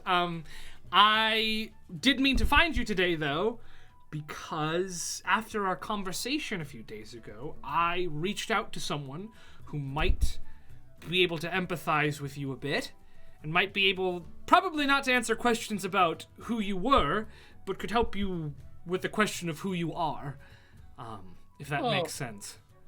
That's quite nice. I'll meet with them. Right. Well, he's in my tower. If you want to do that now. Oh. I was just gonna ask you to watch me eat these. What? Sorry. Here. I pull out the candy. Oh, don't. Is that? Where did you? Are those cursed candies? Yep. I think. Right. Don't eat those. No, well, we don't know if they're cursed or not, but I think the only way to find out is to eat them. Or I could detect magic on them. Yeah, no, you could. Yeah, go ahead. Right. And he casts, like, his glasses sort of fog up and light up a little bit, and he looks at them and he goes, well, they're not magic. All right. I'm gonna eat them now. Just make sure I don't die. I mean, I'm not a healer. I can't bring you... Oh. It is a very tasty candy. It is very sweet. What does it taste like? It's like a lemon candy. Oh, it's like lemony. All right. Well, mystery solved. That was very inadvisable. I don't recommend you do that again. Well, now we know something really important. What? That our adversary is willing to extend a true olive branch. You're telling me you knew those were from Mel, and you just ate them and... Yep, yes I did. Listen, Everett, I know that you're undead, but you do need to be careful, in this world. That could have made you cease to exist, like you don't know. Or worse, that could have transformed you into... You checked it. You checked it for magic. Well, yes, but that's not an In any case, Everett, could I have the rest of those, please? Sure. Thank you. And he takes them. Are you gonna eat them? No. Okay. Would you like to meet with this acquaintance of mine? Yeah, absolutely. All right. Here.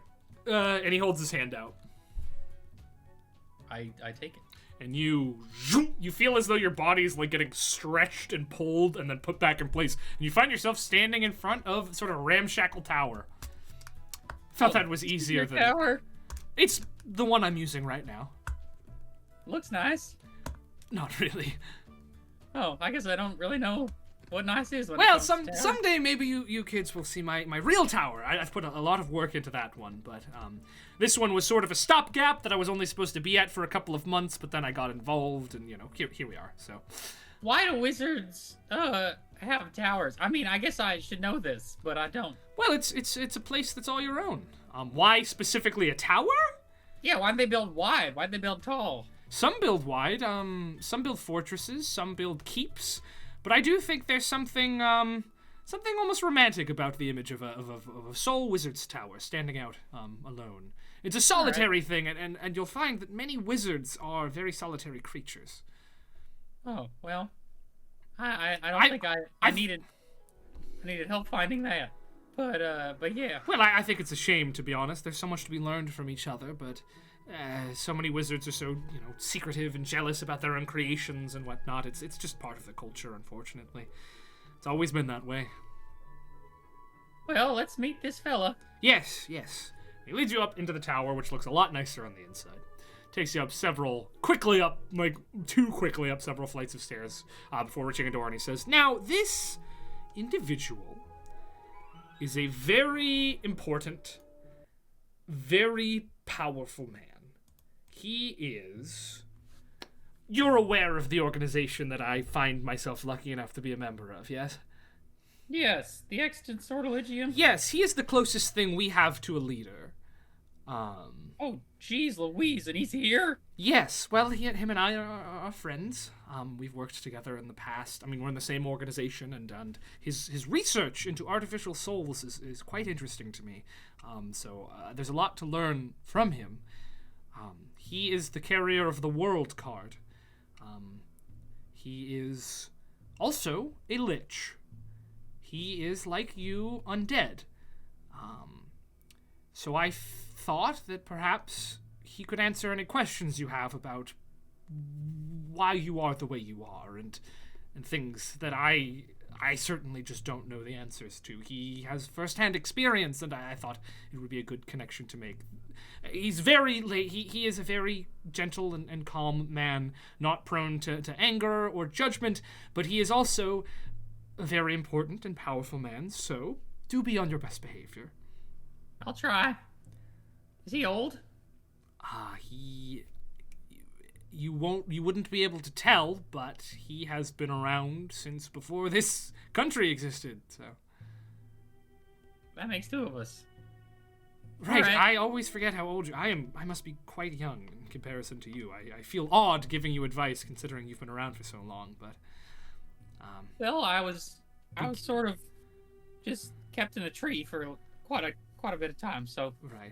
not a lot to learn. It's all right. Well, feel free to enter. I do. You enter into the room, and you see in front of you a man. He is, he's a man. He's not particularly tall. Not particularly striking. Simply sitting in a chair, sort of writing some notes in a book. He is dressed in yellow robes. I need a less menacing song than this. He is dressed in yellow robes that are loose-fitting. They don't... They obscure, like, the shape of his body a little bit, but you can tell he's very, very thin. So he's kind of gaunt. Yes. His skin is drawn fairly taut against his body as well, almost as though there's not a whole lot of musculature in there. His face is distinctly skull-shaped. He has long blonde hair that doesn't really look like it belongs on his body. And as he looks up to you, you can see that in the place of eyes, he has 2 emeralds. Hello, Mr. You may refer to me as the world, young one. The world? That is the name of the card I carry and the identity I stand by, yes. Okay. Well, pleasure. You are a friend of young Railsinians, yes? Uh-huh. And you come from the Kymian archives? Yeah. I don't know about originally, but I definitely was there for some time. Yes, for quite some time. I'll be honest with you, young... Oh, Everett. Everett Cornelius Nelson. Like the hero of Eld. The very same.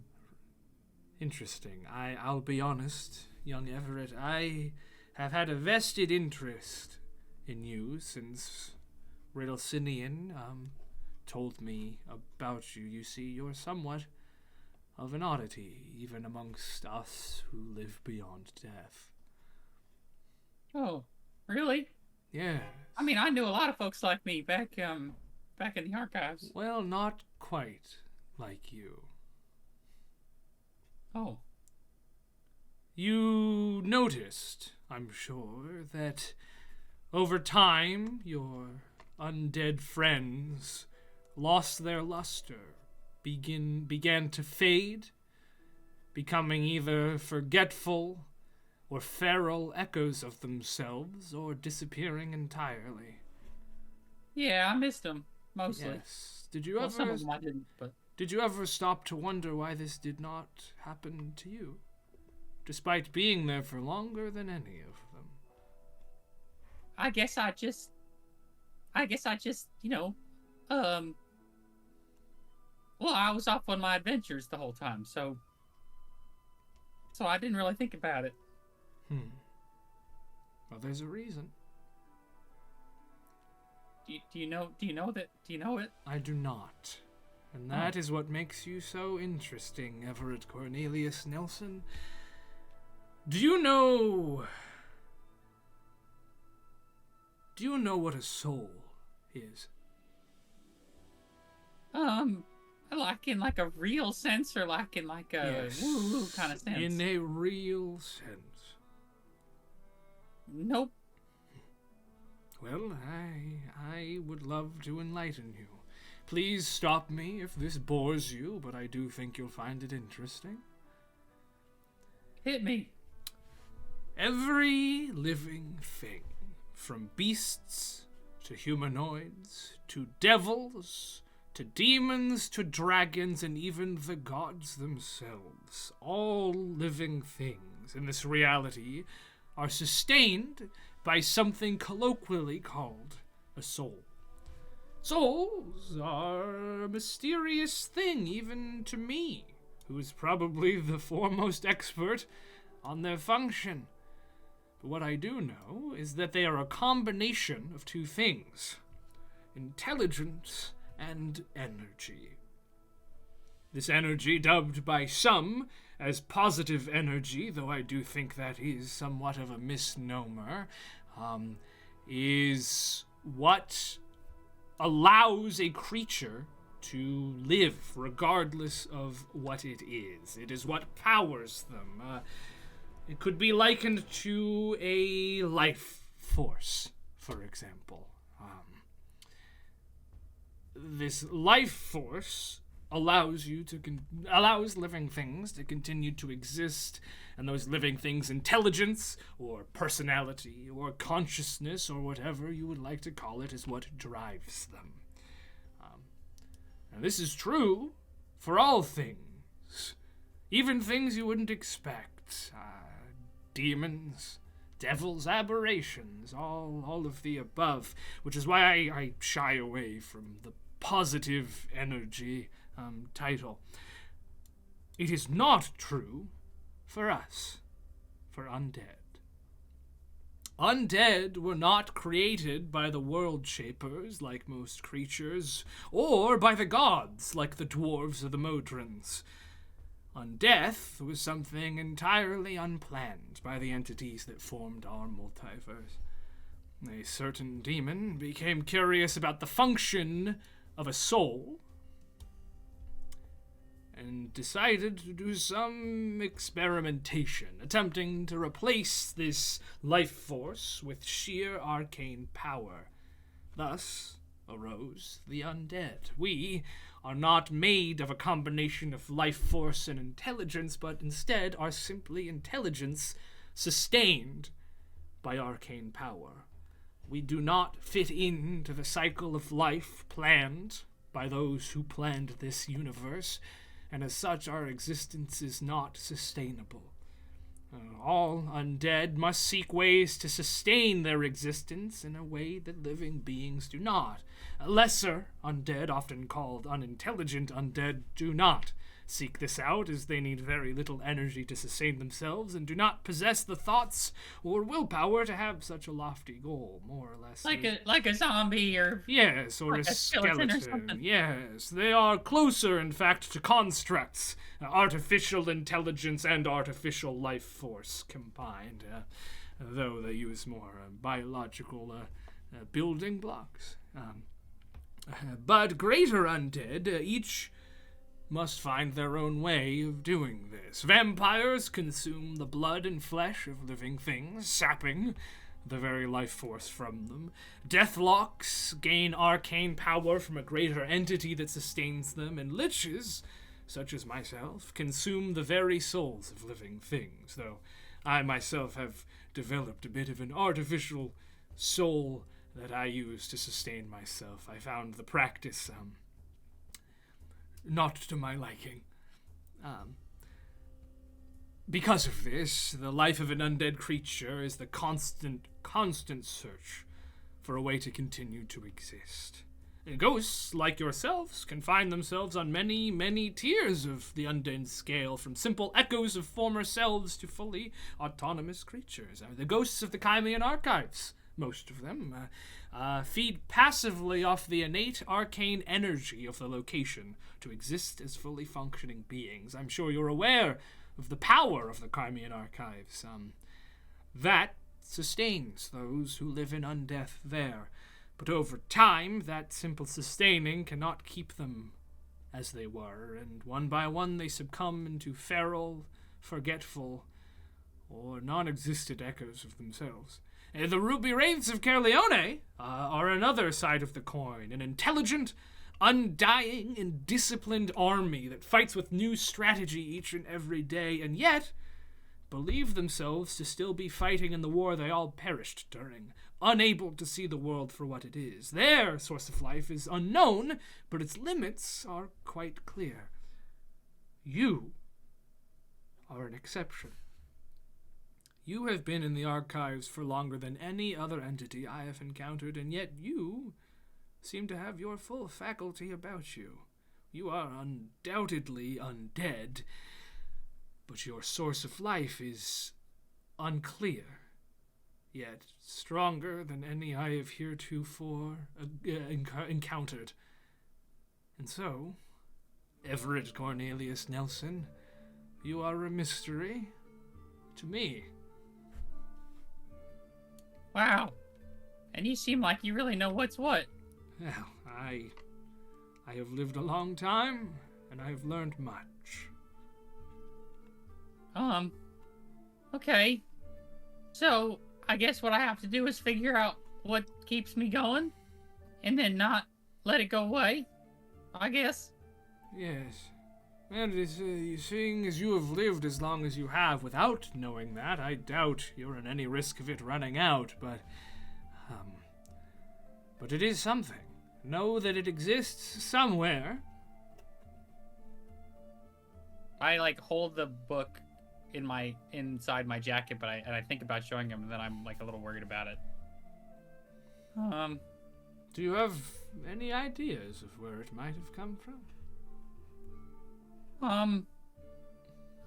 Is Averth in the room? No. Or is he outside? Yeah, Averth didn't come in.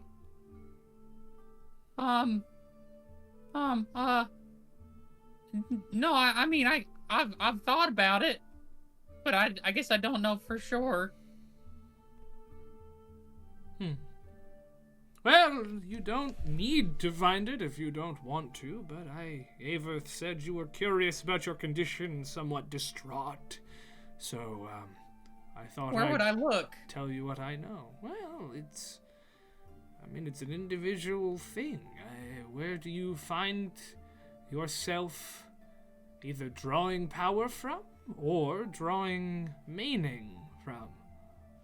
Well, sometimes, and I've always been able to do this as long as I can remember. I can if I sit with a statue for a long time, I can make it come to life. Is that anything? You imbue the statue with... Interesting. Well, it's sort of... Sometimes it's not really of the person that the statue is of. Sometimes it's just someone... Some sort of personality that was around. You call a spirit into this statue to live alongside you for a time. Just kind of sit next to it, and I think really hard, and I hope, I ask for help, and it always works as long as it's, of a certain size. I mean, I can't do it with a super big one or a little one. I can only do it really with that is interesting as well. It seems that you have a connection to the past that is quite strong. To passively summon up the spirits of the dead in such a way is not... Well, it's something that many wizards aspire to.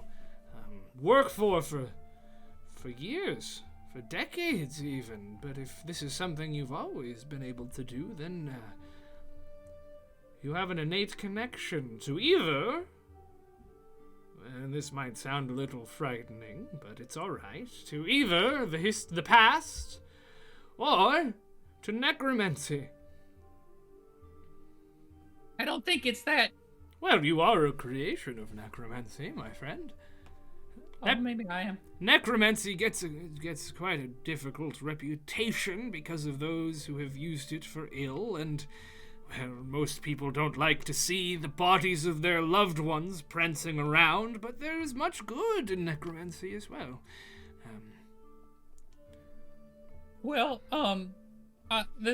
The creatures that I create, I guess they're not creatures, they're people, but they're like smart and stuff. Like they can talk to you about their lives. You summon the old souls that are no longer living into statues, right? Yeah, do you want to see me do it? Oh, is there a statue around? Or? I mean, there's gotta be. It's, it's an old place. You can't really throw a rock without hitting a statue, so I could do some digging. Perhaps. Yes, that wouldn't be. I do have a question before you do this, though. Do you know who you were before you were Everett? Before you found yourself in the archives. I don't really know what you're talking about. I've always been Everett. You weren't always a ghost. Ghosts aren't created. They are revived. Okay. Do you remember? I guess that makes sense. I just don't. I just always been Everett. So I guess, but it makes sense what you say. So it's just all kind of foggy. And now that is strange as well, because for someone with such an innate connection to the past, in fact, with the ability to bring the memories and the presence of things that are no longer with us into the current day, to be functioning as fully as you do, but to not remember your life before is... I think that's probably intentional. You mean that if somebody did this to me, that they meant for me not to remember? Or you meant for you not to remember. Oh. Jeez. Alright, well... You are young. Well, not in reality, but your form is young, and I assume that means you were quite young when you passed the first time. But I have learned that age does not dictate power. Take our friend Railsinian, for example, the youngest member of the Sortilegium in history, and he's quite competent. It is possible.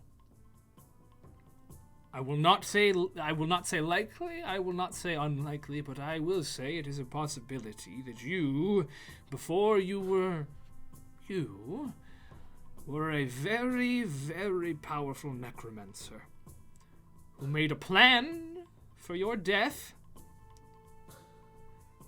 and somewhere you have a source of power that is keeping you sustained. I don't know why you would make yourself forget about that, but wizards have done stranger. Or, as you said, someone else did this to you, and has made you forget as well, for whatever reason that they deign.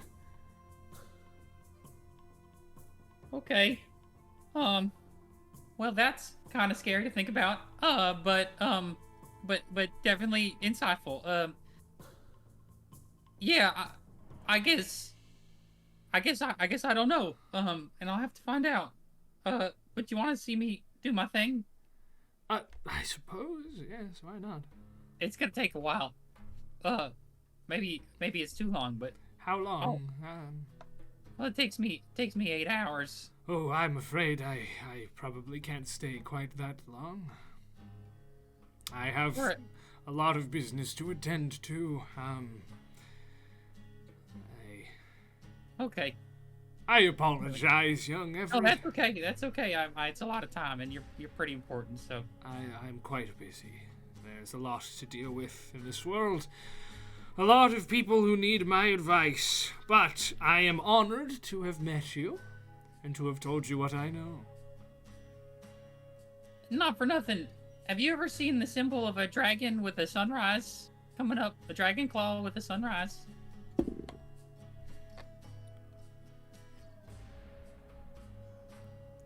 Like an image, a painting, or Like a symbol, like it belongs to like some sort of a cult or some sort of team of, malcontents. no. I know not of an organization whose symbol is that. I do have a memory of a dragon's death before the sunrise. It reached its claw to the sky as though reaching for its very life. It's a memory that stuck with me, but one that I doubt would be very helpful to you now. When was that? How long ago now?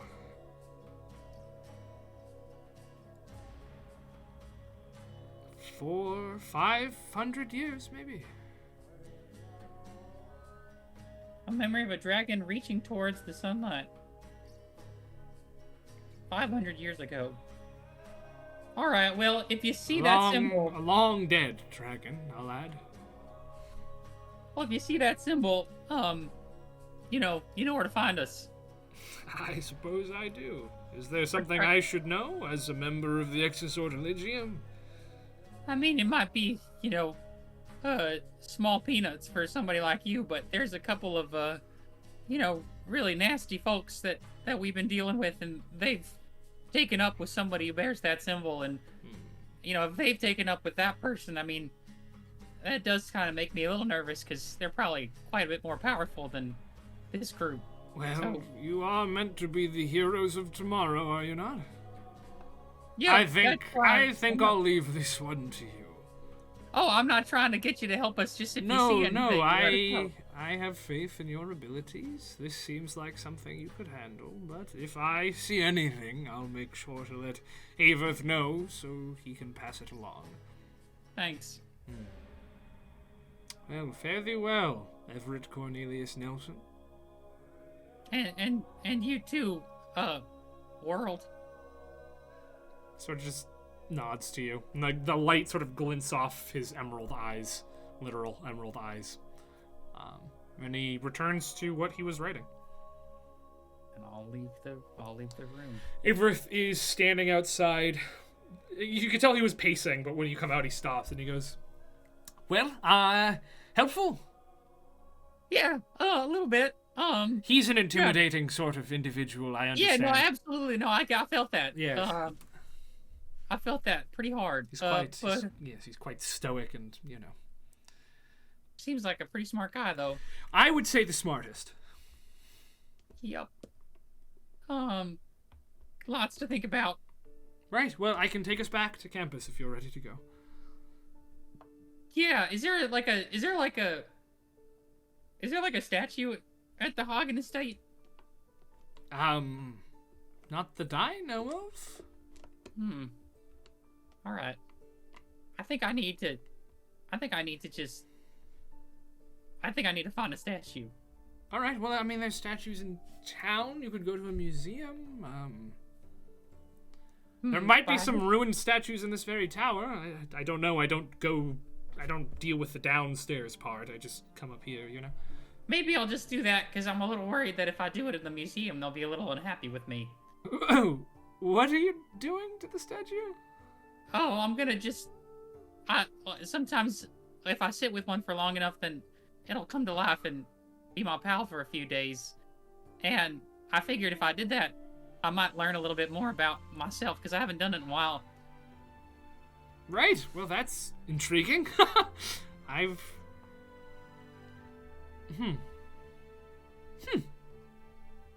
You got any statues you don't need down here? Well, let's look. And he takes you downstairs. And sure enough, there is like a crumbled statue. Its head is like half off. It was probably the statue of whoever owned the tower. It's real rundown, but there's a statue. Well, I mean, I guess this is better than nothing. Sometimes they don't like it when you give them a messed up one, because they kind of gotta walk around, you know, a little bit busted. But I mean, it's better than just like, well, I mean, being nobody forever. Right? So. No, exactly. You're giving them a body again. I'm sure they'd be very excited about that. All right. Well, I just kind of gotta sit here for a while and think real hard and Do you mind if I observe? How long? Well, it's 8 hours. That's a long time. I think I'll do some work and check back in on you near the end of that. All right. You don't have anything else to do today? This will take you the rest of the day. I mean, I guess I'm more interested in this now. I kind of work that way. You know, I get obsessed with something and then I gotta do it. I work in a very similar way, Everett. Only one question. Yes. Would you think that I should pick somebody really smart, or really wise, or really strong? What are you trying to get out of this? I think maybe smart. All right. This time. All right. Well, I will check back in on you in a few hours, I suppose. Yeah, see you later. Yes, enjoy. And he's gonna go upstairs. And you begin your long rest. All right, what's everybody else doing? Getting ready for the party. Party time, ready baby. for the party. Septon is also getting ready for the party. Tether, Isla, you can finish up your shift. He pays you 10 gold. 10 gold, 10 gold. Tether has 10 gold. I'm putting it in my inventory. For a rush job, and you got a lot of it done. So, yeah. What else? I mean, you get back, and the house is all decked out in beach vibes. Beach vibes. So the high dive for the pool is there. Yep. You've got a bunch little, of inflatable palm trees up all over the place. Palm trees, you know. They're not inflatable. They're magical illusion palm trees, like projection palm trees. Yeah, but we have the floating, little floaty flamingos in the pool. In the pool, of course. Yep. We have the sitting area kiddie pool. With the hot tub sort of vibe. Yeah, hot tub sort of vibe.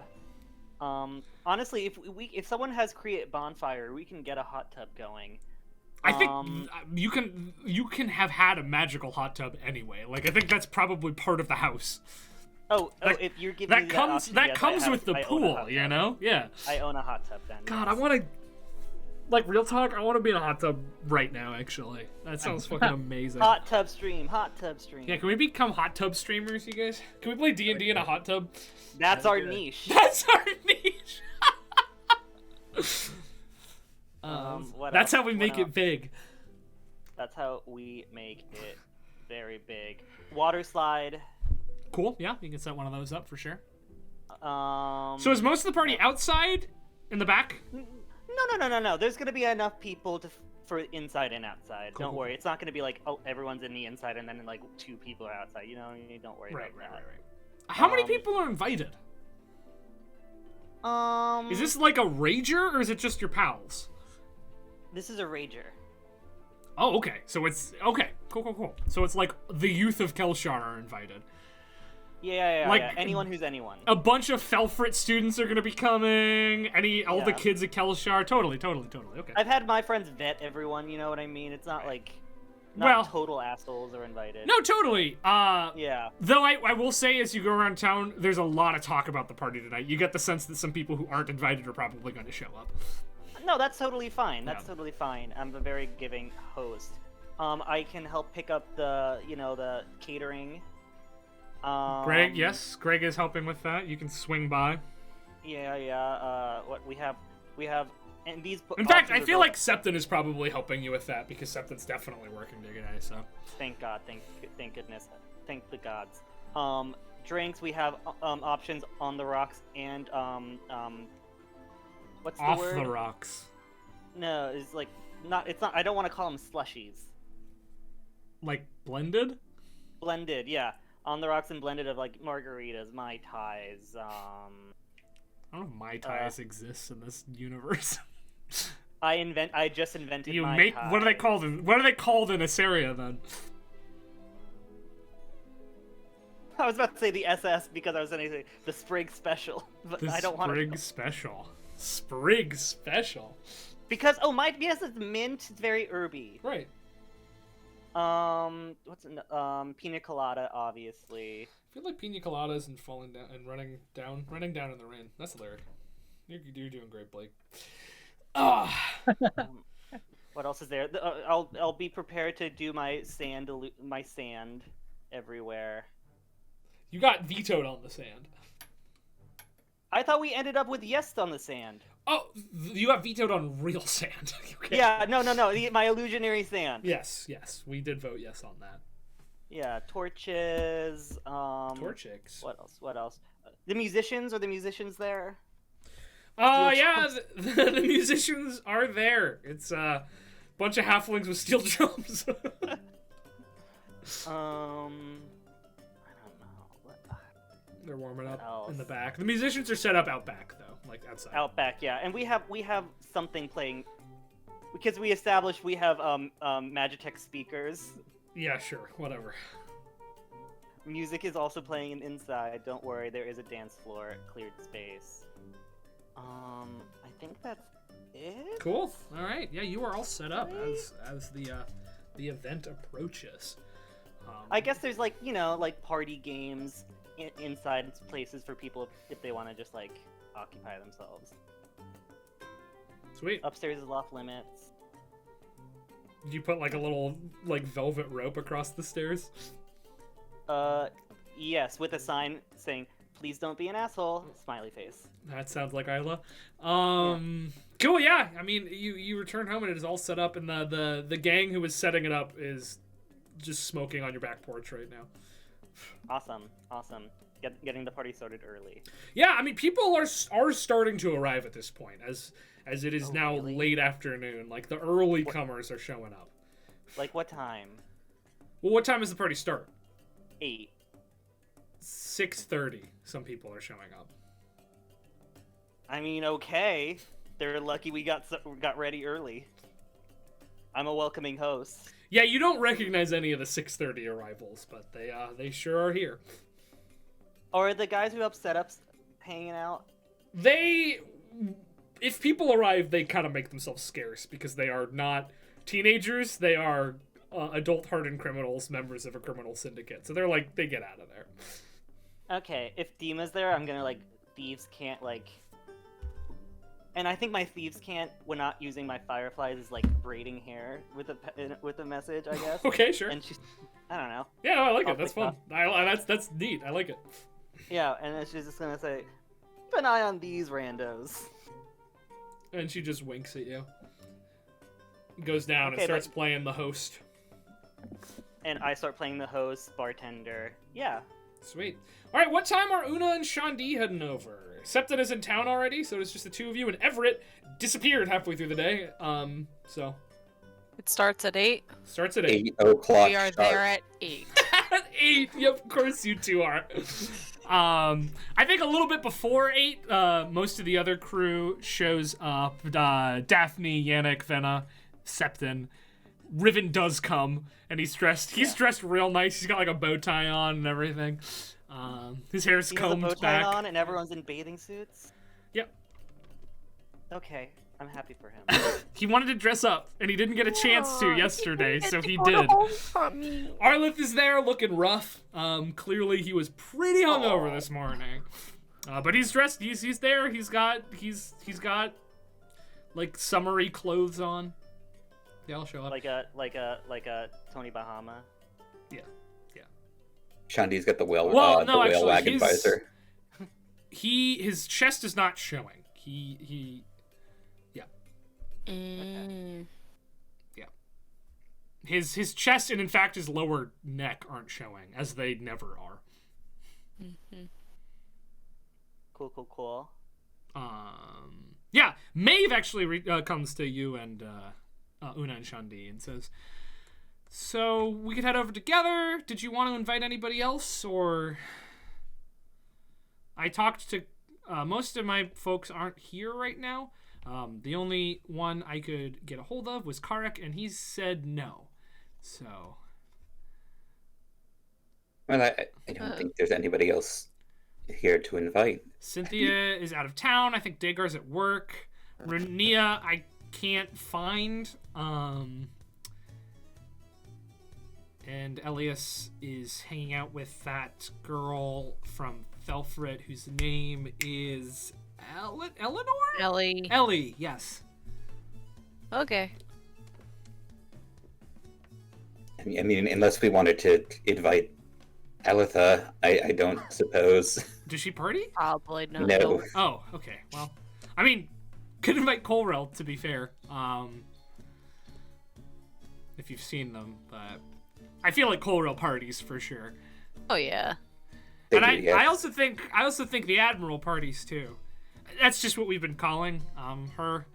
Don't tell her we said that though. Right. For a second, I thought you were talking about my giant stuffed kraken, but I see now. Why that I was would I be? Well, his name is also the Admiral. Oh, that's gonna get confusing for you, I think. Yes. It already is. No, yeah, we call Luca the Admiral because she was, and she's. I'm not really supposed to tell you guys this, but she's been giving us some pointers for the practical. She's been helping us train a little bit because we're at a significant disadvantage. So, we've been hanging out with her. She's cool. She definitely does party, but I don't think we should invite her to this. Probably. No, I think that's best. Okay. Well, then we're good, I guess. All right. Do you like my visor? Yeah, I don't know what the whale wagon is, but... Oh, Una, tell her about the whale wagon.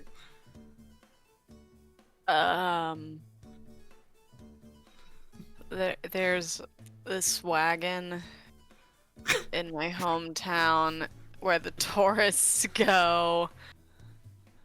They ride it. It's in the shape of a whale. Right. And you're... And Shandi really liked it. Cool. Are you guys in, like, swimwear right now? Or no? I have a bathing suit, like, cover on. That's like a little dress. He's just wearing, like, some tourist stuff. Some more tourist stuff he got from the Beach Boys break. It's like a shirt that just says, like, all I got. I went to the boardwalk and all I got was this crummy t-shirt. All right. And, like... Yeah. A bathing suit that my dad loaned to you, so it's way too small. Johnny's going European. So little. Oh no. Yeah, it's like swim trunks, but it's not swim trunks on you. Oh. Yeah, that's really good. Don't worry, I'm sure many people are going to be wearing Speedos. Yeah. Yeah, she is wearing sort of a bathing suit with like the like sort of dress thing, you know, the one. She's got like the big straw hat and she's got the bikini and she's got like the dress bottom thing over the bottom of her bathing suit. Like a little wrap? Yeah. Like yeah. Okay. But it's like real nice and fancy. Yeah. It's not, yeah. She goes, "Well, let's do it." All right. Right. You make your way into town. Tether! Yeah, everybody shows up. Something is wearing whatever Peter says he's wearing next time. Yannick absolutely has a Speedo on. Speedo Hawaiian shirt. That's him. Some white on the nose. Nah, he doesn't sunburn. He's made of rocks, dude. Okay. Isla has the classic white on the nose. Right. For the nighttime party, just for the vibe, because it's a the Muhlenberg vibe. theme party, so you have to go all out. You have to. Sunglasses.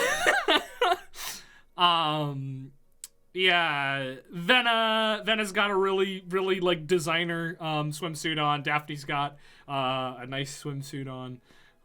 Riven is dressed in a full suit with a bow tie. Amazing. They're there, they go in, they say hi. Not too long afterwards, Maeve, Una, and Shandi arrive. Maeve comes in and does like an air hug at you. You guys are here! It's a party! I don't know anyone here! I don't either! This is gonna be fun!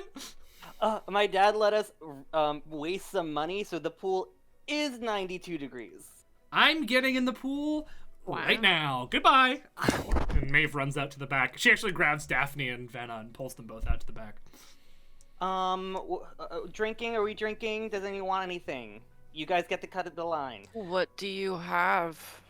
You see as Dima shows up, and swings her arm around Isla, and says, "Nothing alcoholic, all right?" I'm just kidding. You can do whatever the fuck you want. How are you guys? Good. Doing well. All right. Well. Shifts. Okay. Cool. Enjoy yourselves. Sorry, I made it awkward with your friends, Isla. I apologize. You are the worst, and I hate you so much. Yeah, feelings mutual, kid. Yeah, Did we ever meet Dima before Isla? You have met Dima as Isla's sister. Okay. Okay. You did not meet Dima as a member of the Shaded Alley. Right. Okay. Okay.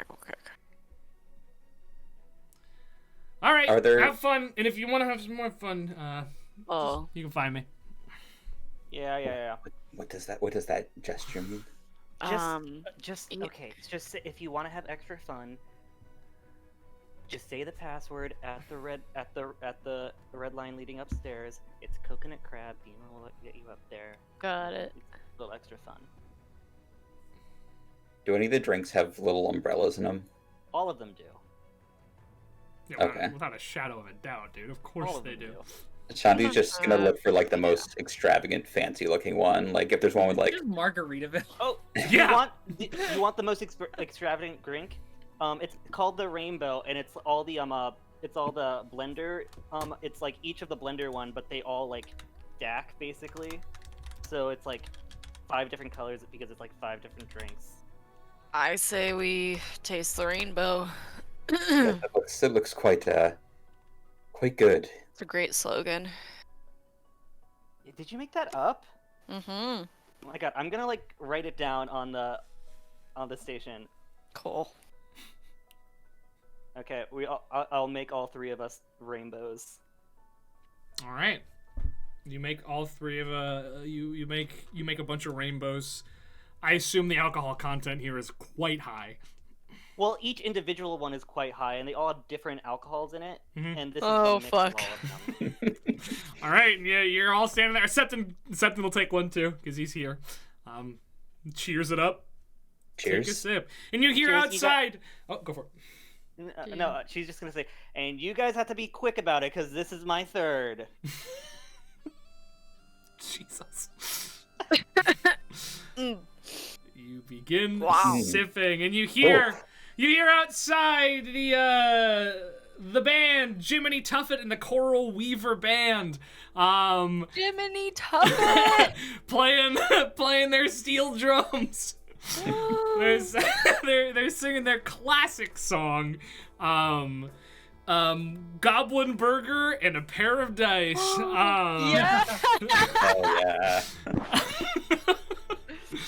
And Goblin the party... Burger and a Pair of Dice.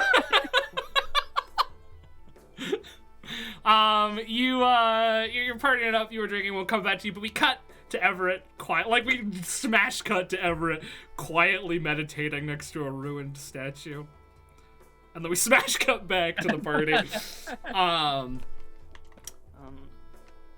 For something fun, Isla, and she's gonna encourage all her friends to do that. When they finish a drink, they take the little mini umbrella and stick it in Shanti's hair.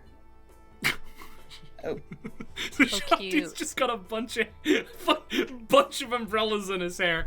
I need... So colorful. How quickly are you guys drinking these fucking monster drinks? Daddy, I've learned. Okay, you're drinking it slow. Sounds good. Shanti sees Isla like going hard and is like, oh, I said that must be okay then. Make a Constitution saving throw. You and Isla, please make a Constitution saving throw if this is in fact your 3rd. Well, you know, I said it, and I can't not say it. So then take disadvantage. If you've got 3 of these, oh my god. 14. Well, I'd argue I haven't had 3 of the rainbows because we kind of just made it up because I feel it. Constitution. Mm-hmm. And Una, you can do it too. Just take advantage. Okie 16. dokie. How much? 16. 16. All right. Yeah, Shani and Isla, you were definitely feeling it. You're for sure buzzed. But you're not smashed by any means. Yeah, you have to pace yourself. I always love this portion of our RP where I tell you how drunk you are, having never been drunk in my fucking life. Yeah, I know. This is how alcohol works. In detail what the feels like? I certainly can't.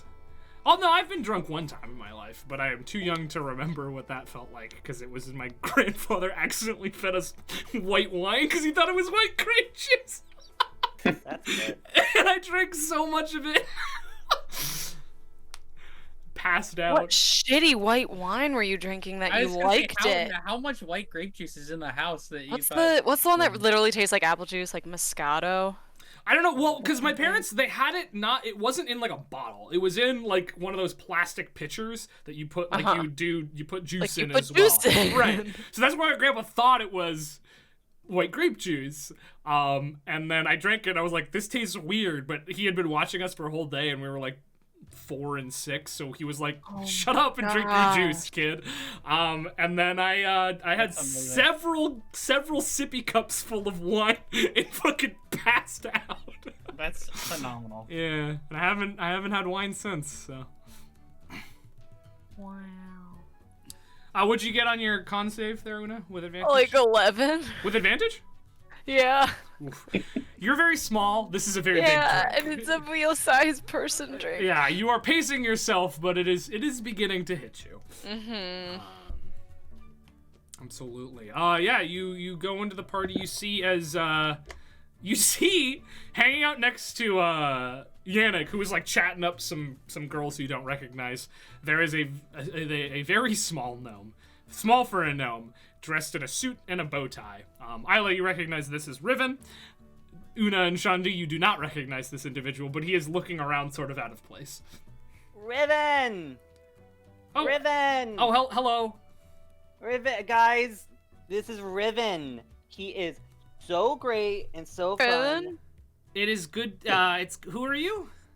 I'm Una. I'm Shanti. These guys are the Bright Futures people. This is Una and Shandi. Oh, like the bright so you had the homecoming dance last night. Oh yes, it was a wonderful time. I sounded That like was it. last night. Yeah. Well, I am Riven. My name is Riven, and I have a last name.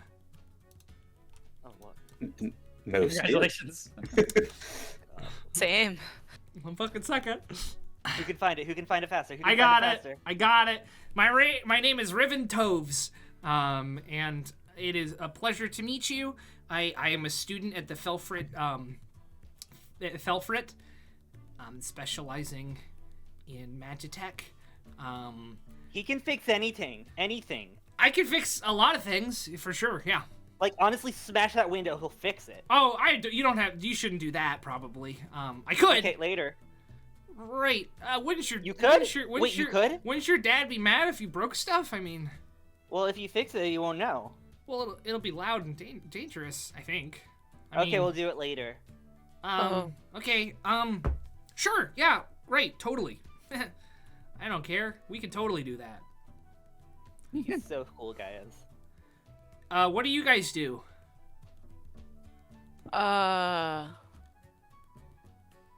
Whatever we want. Well, I think they like do hero stuff. They don't you like hit bad people. And, Yeah. guys, like, I was about to say, go on like, we go to adventures. school. True. Yes, we go So to you're school. like strong? I define strong. They are like the strongest people I know. Like stronger than Arlith? I mean, like, honestly, don't tell Arla. Everyone has their own talent. Yeah, I mean, Arlith has been a great asset to us. Oh, yeah, no, he's a great guy. He's pretty awesome. Yeah, he's pretty cool. I don't know if you've ever seen him like cast a spell or anything, but he's Didn't he cough up blood? Wait, I wasn't there. Never mind, I didn't say that. Oh, yes, during the sugar siege, he assisted us. Yeah. Right, he told me all about it. I was at the university at the time, so I couldn't get into the city, but, I mean, that was crazy. And you guys were there for that, too? Oh, yes. Yeah. Wow. That's pretty Only awesome. the beginning, I ran off to get the guards, and I've been told the guards were not helpful. Well, I mean, they're restructuring the guards, so maybe that'll change. Like whatever they call the iron, the who? The military. Platinum Claw? She's saying this. Oh, okay. What do they call the military iron? The Platinum Claw? The Platinum Claw. The Platinum Claw. They bought all the health potions in town, like all of them. Like I was working today, and like I had to make like a ton. That's kind of strange, to be honest. I mean, because that's not even what I was talking about. Actually, there's a lot of Platinum Claw, but they're. I hear so my dad,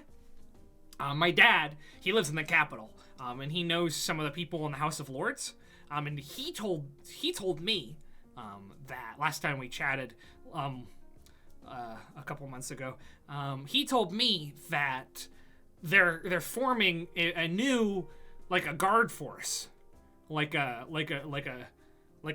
standardized guard force across the whole country, the whole empire. That's a total band name, right? Guard force. Where's Septon? I need to tell him.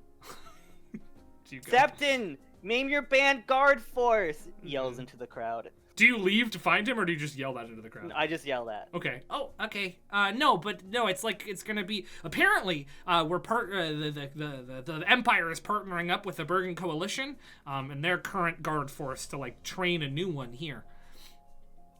Would I have heard anything about this over the summer? Like any rumors? Okay. No, this isn't the kind of thing that you hear about. I feel like, and it's not the kind of thing that Resk would have talked about either. Are we? Why? I mean, I don't know. Maybe it's because of the sugar siege. Well, I mean, it won't just be here, but like, the fact that Arlith and some friends had to fix that problem, rather than the guards. Well, that's kind of an issue, And right, at first, the Platinum Claw could take care of it, right? But I guess not.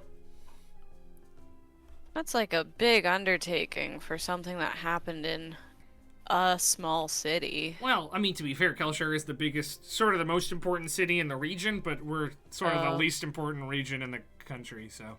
Right. I don't know. I mean, that's just what I heard. It could be speculation. It could be completely wrong, but that's just what my dad told me last time we talked a couple months ago. So that's. Wait, do you have a drink? Oh, I don't think I should.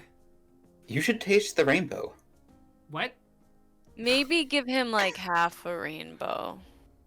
Have you ever had a drink before? I have drank liquids, yes. Like an alcoholic drink. You see him start to flush a little bit, and he goes, "No, it's totally. okay. No, I drink all the time. I drink constantly." Una, he's well prepared to taste the rainbow. No, Shandy, I don't think he is. He says he's yeah, experienced. I can taste the rainbow for sure. Here, you can finish mine. I'll get a full one. Anyone else need a refill? Finish the one that you've been drinking. Maybe, germs, right? Maybe. No, that's okay. I can do that for sure. Maybe I let you give him like pina colada, lower alcohol content. But that's not the rainbow. Okay. Here you go. I'm gonna get a new one. Anyone else need anything? Finger foods. We have ants on a log. We have pigs in the blanket. We have pigs in other blanket, animals please. and other things. He looks at this drink as she leaves, and you can read lips, Una. So yeah. You see him mouth indirect kiss and then drink.